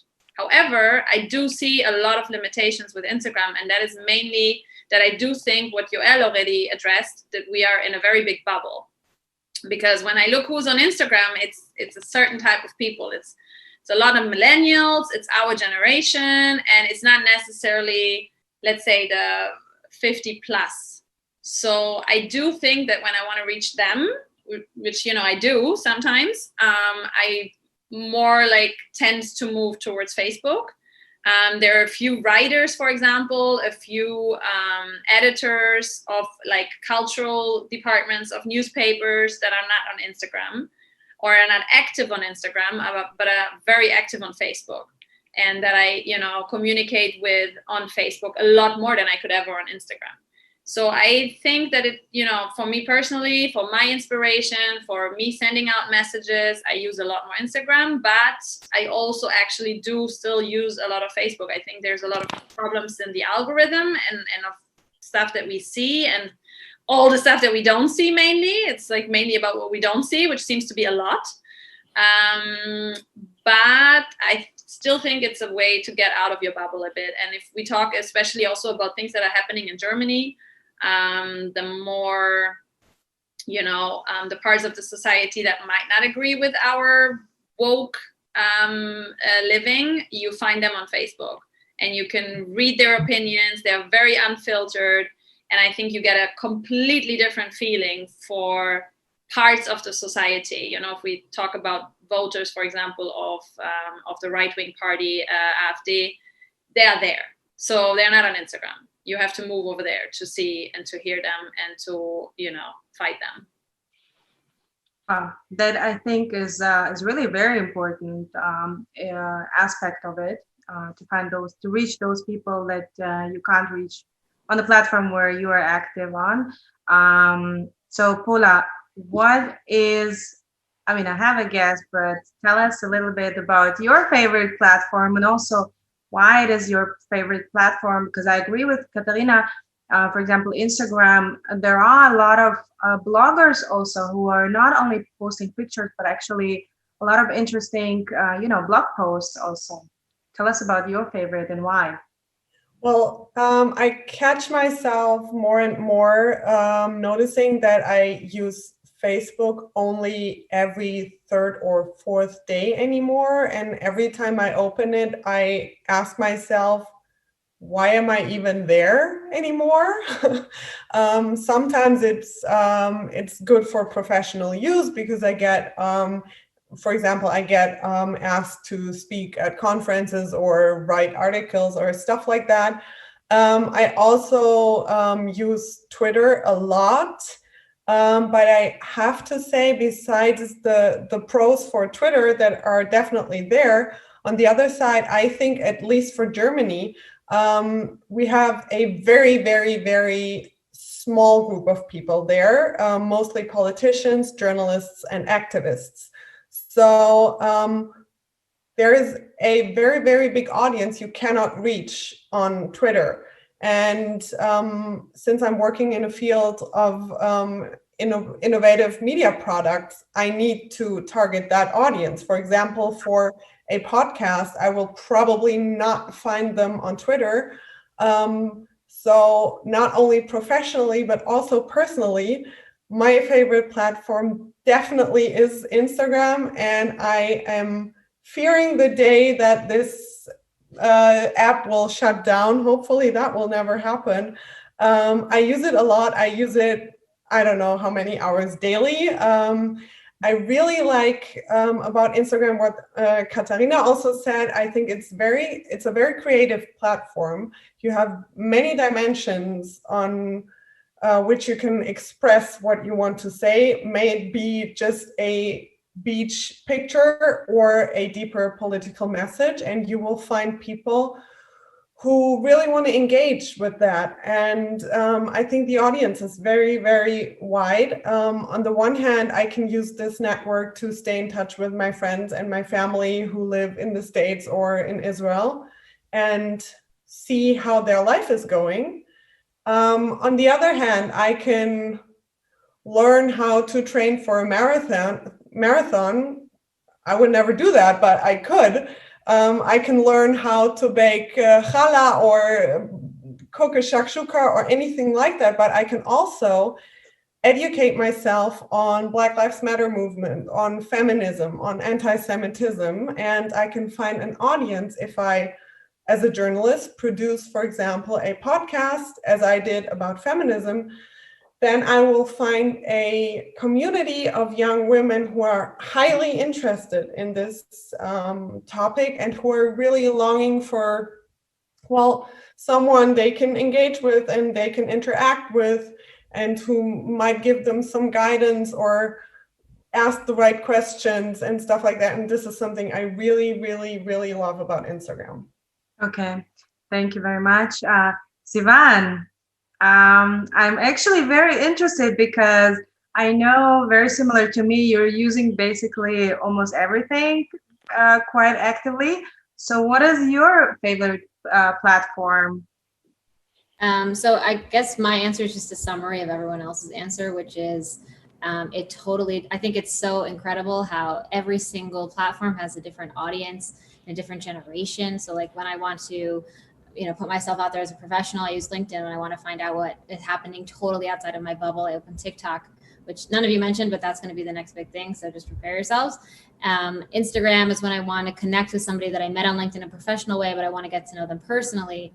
Facebook is where I find out what is happening in my bubble. Like I actually use Facebook as a form of news. I don't actually read the news. I just sign into Facebook and everyone in my area is talking about the same thing. I know it's a big deal. So like, I think it's just a matter of picking and choosing like who you want to talk to and what you want to, and you know what you guys saying about Twitter and like Germany not really being on Twitter. Israelis are not on Twitter either. So like I don't even understand how to use it, but we have Twitter. Like I think it's just amazing how every single platform is completely different, but you can find whoever you're looking for exists somewhere, and like you just have to speak their language on that platform. So and it's very cool how all of you use different ones, and like I never go on Twitter and you're like, yeah, and I found this, and that, and like it's like, oh, okay, cool. So Okay, thank you so much. I'm actually surprised that no one mentioned LinkedIn, because I've been trying now since the lockdown. Yes, Ivan is very active on Twitter, on LinkedIn, excuse me.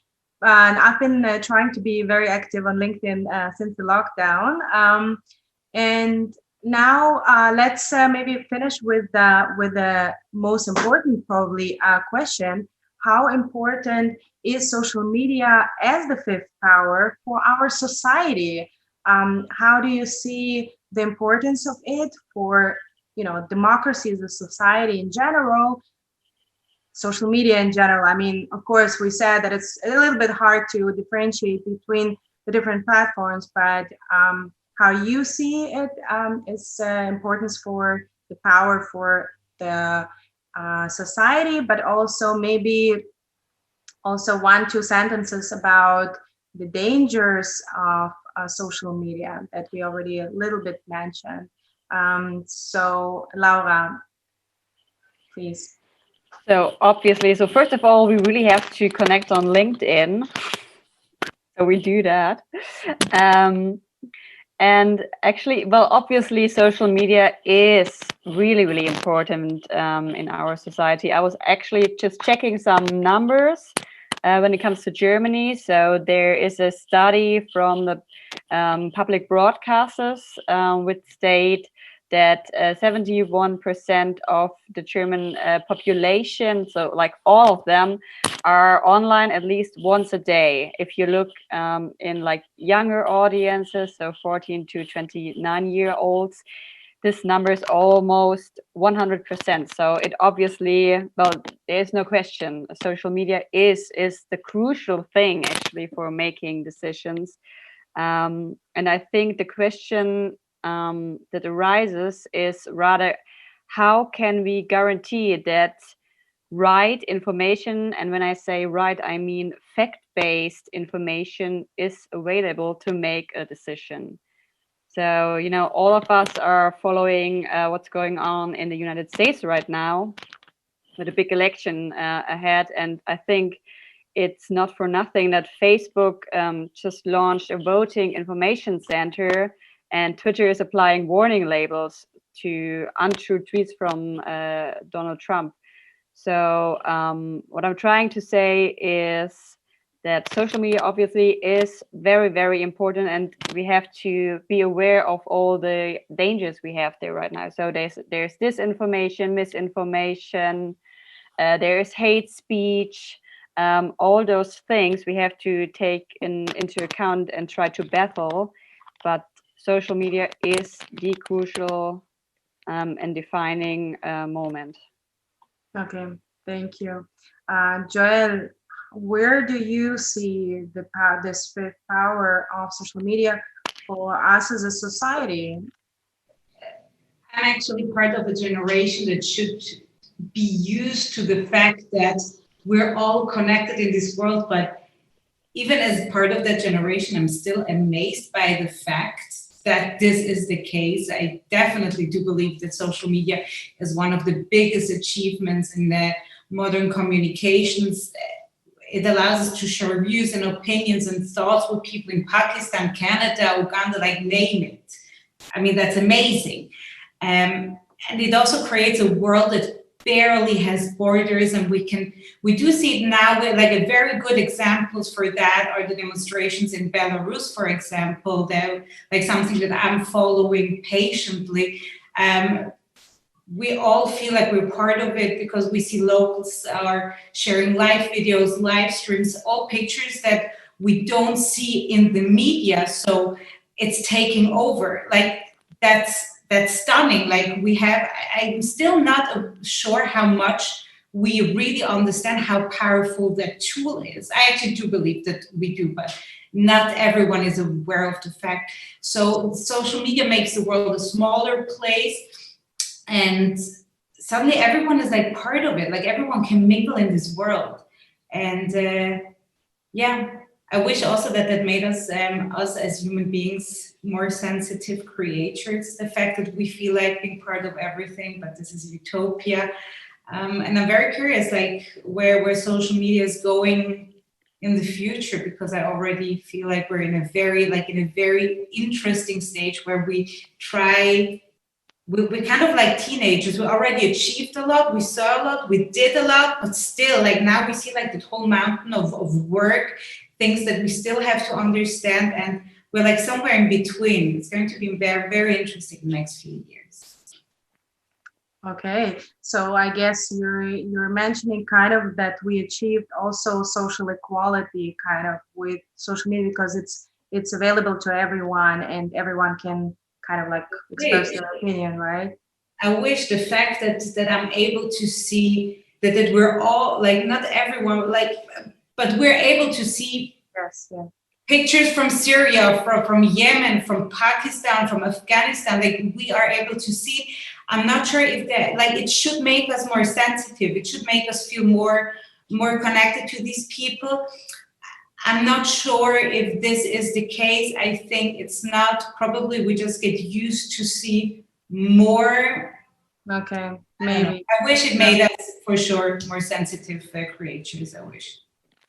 A very interesting perspective. Ruben, how you see? I mean, obviously, you and I were like in this political activism field. Like we hope that this fifth power can actually change something in our society. How do you see this power?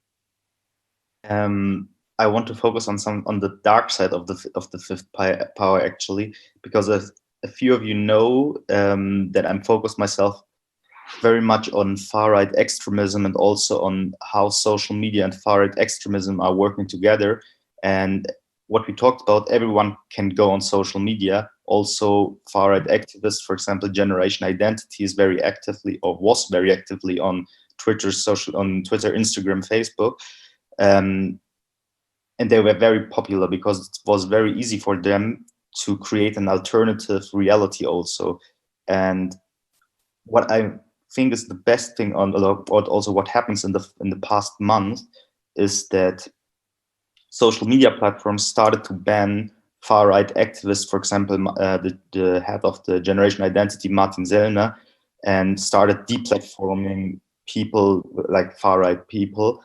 And this was very hard for them, because they need this audience, because they don't get attention at normal, like in the fourth power basically, and they can create a space. And also they need the space to collect money, because most of them will never get a normal job again because of their racist, sexist, anti-Semitic views.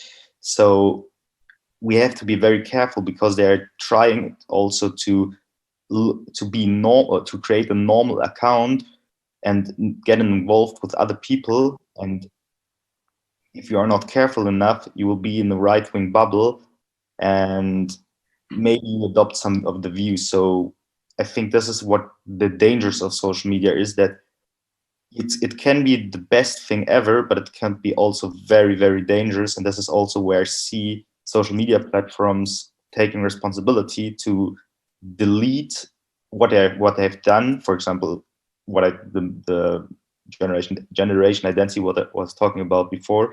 But I think there is much more improvement when it comes to hate speech, Holocaust denying, or several other things. Okay, so I guess like with any power, there are, like the positive and the negative aspects of the power, neglecting the power, and so on. Totally agree with you, Katerina. How do you see? I mean, you have a little bit maybe different perspective as an author, creator. How do you see this power for our society? I want to add to what you guys said before me. I think the big difference between the classic media and the social media is that in the classic media, we have editors that are kind of selecting for us. They're selecting topics for us. They are researching them for us, and they figure out what's fake news, what's true, what's worth reporting about, which is definitely a big advantage that the classic media has over the social media, because as Ruben just explained, you can find yourself in a complete parallel world with only right-wing activists, and you think everything they say is true. While as if you would from time to time start the news, you would maybe find out that some of the things that are being told to you there, like, I don't know, all the refugees are raping women all the time in Germany. You would like watch the news and we were like, oh, there's actually not so many rapes.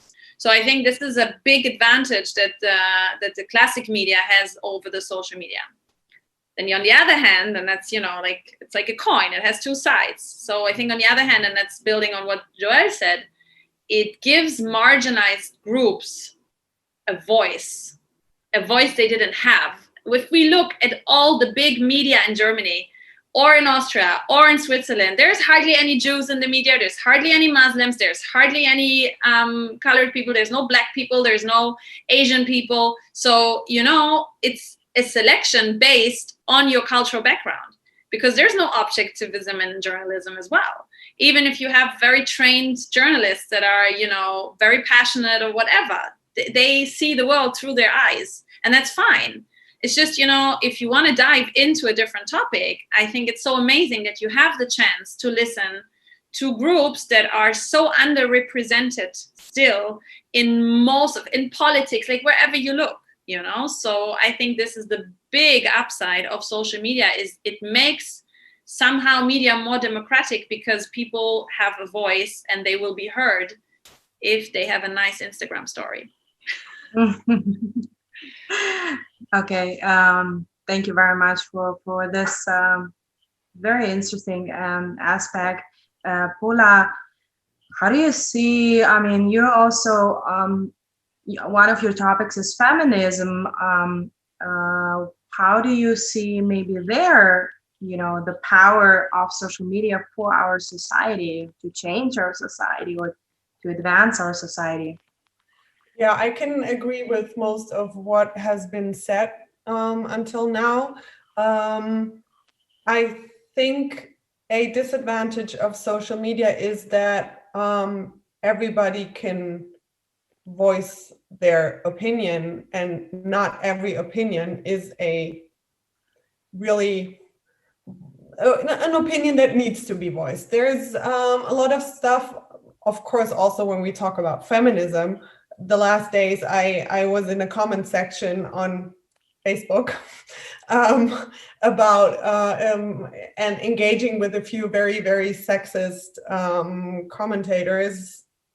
So it's hard sometimes. It's really, really hard. But during throughout the years, you learn on how you can see whether someone is really interested in engaging in a topic and learning, or if they are more interested in voicing their opinion that maybe should not have been voiced because it's not reflected, it's not based on true knowledge. So that's something I find very difficult about social media. When we look back, for example, to the Black Lives Matter movement, how many influencers posted the black square on Instagram, but never ever reflected their own racism they carry within themselves and within the stuff they share. And then after that, they felt very, very politically brave and good, but they never provided their followers with deeper and more information about the Black Lives Matter movement, maybe about facts in their own country or something like that. So I think it's sometimes difficult that everybody can just say what they want to or what they think should be heard. Well, and on the other side, as the others already said, you can engage with other people and you can hear voices you would have never heard and meet people you would have never met. And also, I think it's very important for journalists because especially on Twitter, but also on Instagram, I tend to see more and more people who criticize media coverage that is not correct. And I assume that before social media, all those people would probably not have sat down and wrote a letter or an email to a media outlet if they were not okay with the coverage. And now they can do that. And I think it's very important that we as journalists listen to that to a certain extent, but that we listen to it and that we learn from it. So, for example, we had a radio station in Germany inviting an anti-Semitic so-called comedian. People voiced that they were not okay with that. I think that's very important, and that's a high value of social media. I think I can kind of like sum up your perspective as education. So this is something that is like gives this power to the society, that through social media there is an additional education that you maybe wouldn't get otherwise. Sivan, and when we're talking about education, I mean, you're also educating not journalists, but companies how to communicate their story through social media. Maybe from the economical perspective, how do you see this power, this fifth power for the society from the company's perspective? I think that, everyone here is talking about the pros and the cons, and so I think from both perspectives, even just from an economic standpoint, if you think about it, Elon Musk tweets something and all of the Tesla stock goes down, and then 3 days later he'll do something crazy and it'll all go back up. So I think that the power is there. It's not a question of how important or how powerful it is, and what's important for us now and this kind of next generation going in with this understanding of this is how it's going to be. It's the same way that when cars were invented, they were dangerous and people had to create seatbelts to prevent those kinds of things. It's our job to come up with seatbelts, which is whether that's figuring out, okay, how are we, figuring out what tweets are okay or not okay for people to see, or whether that's how authentic is it when somebody posts a black square, or as CEOs of companies, what should we be tweeting online, or the president of the United States, what should we be tweeting? There's all sorts of measures we're going to have to take to figure out, the same way newspapers have ethics laws and those kinds, and there's committees, who are looking into if somebody incorrectly reports something and, they can get in trouble. So I think it's just a matter of working with the system instead of trying to fight it. This is important. This is how people communicate. This is how we connect. This is the fifth power. And now how are we going to make the fifth power not less powerful, but how are we going to harness that power so that we're not destroying everything all the time? I think is my perspective. Okay, thank you very much. Well, I'm extremely inspired by this discussion, I have to say. There were some aspects, of course, that I knew, but some aspects that you mentioned that were kind of new to me, and I'm sure also for the audience. So thank you so much for this amazing panel. And because it's a social media, fifth power social media panel, I have to tell the audience, please follow all these 6 amazing speakers on social media. And thank you very much, and have a good evening, everyone. Thank you. Bye. Thank you so much.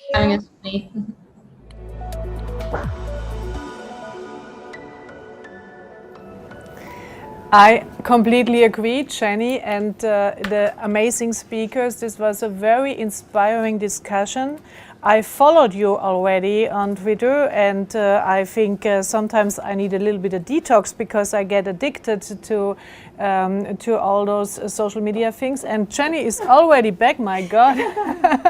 I just wanted to use my space without you to gossip a little bit, because we were telling at the beginning that we both met via Twitter, and a lot of people were curious about exactly which argument we had, but I didn't dig deeper into detail. I said it was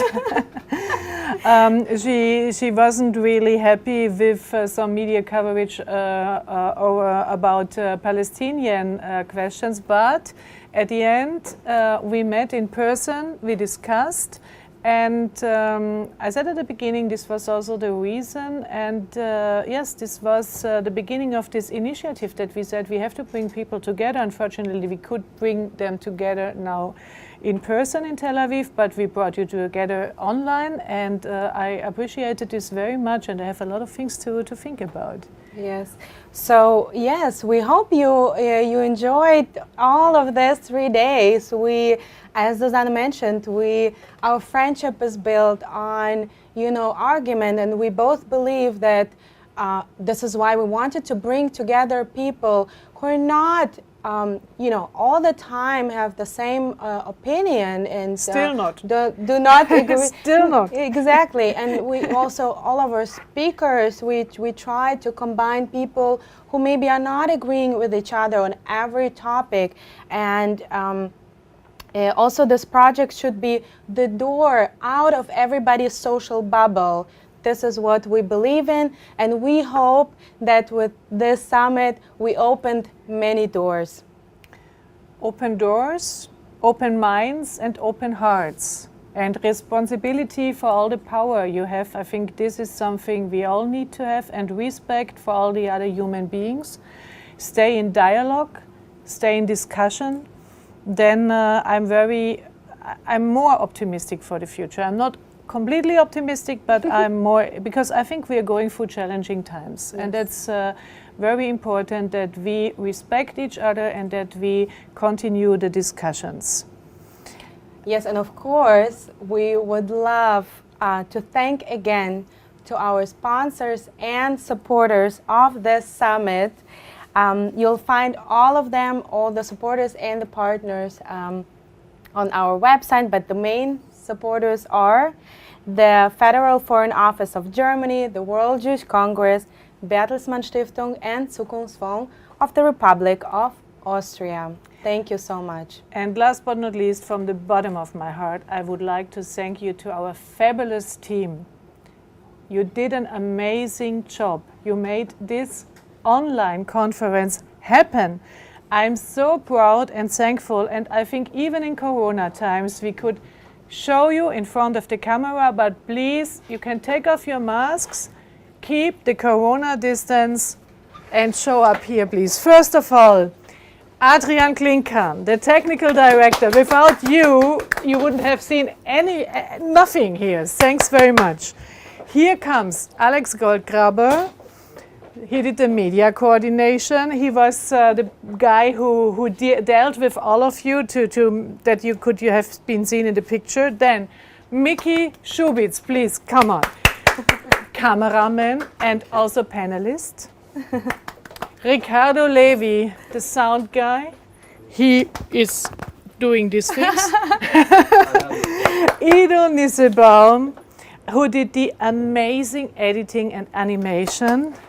And last but not least, Mela Friedrich, our producer. Thank you so much.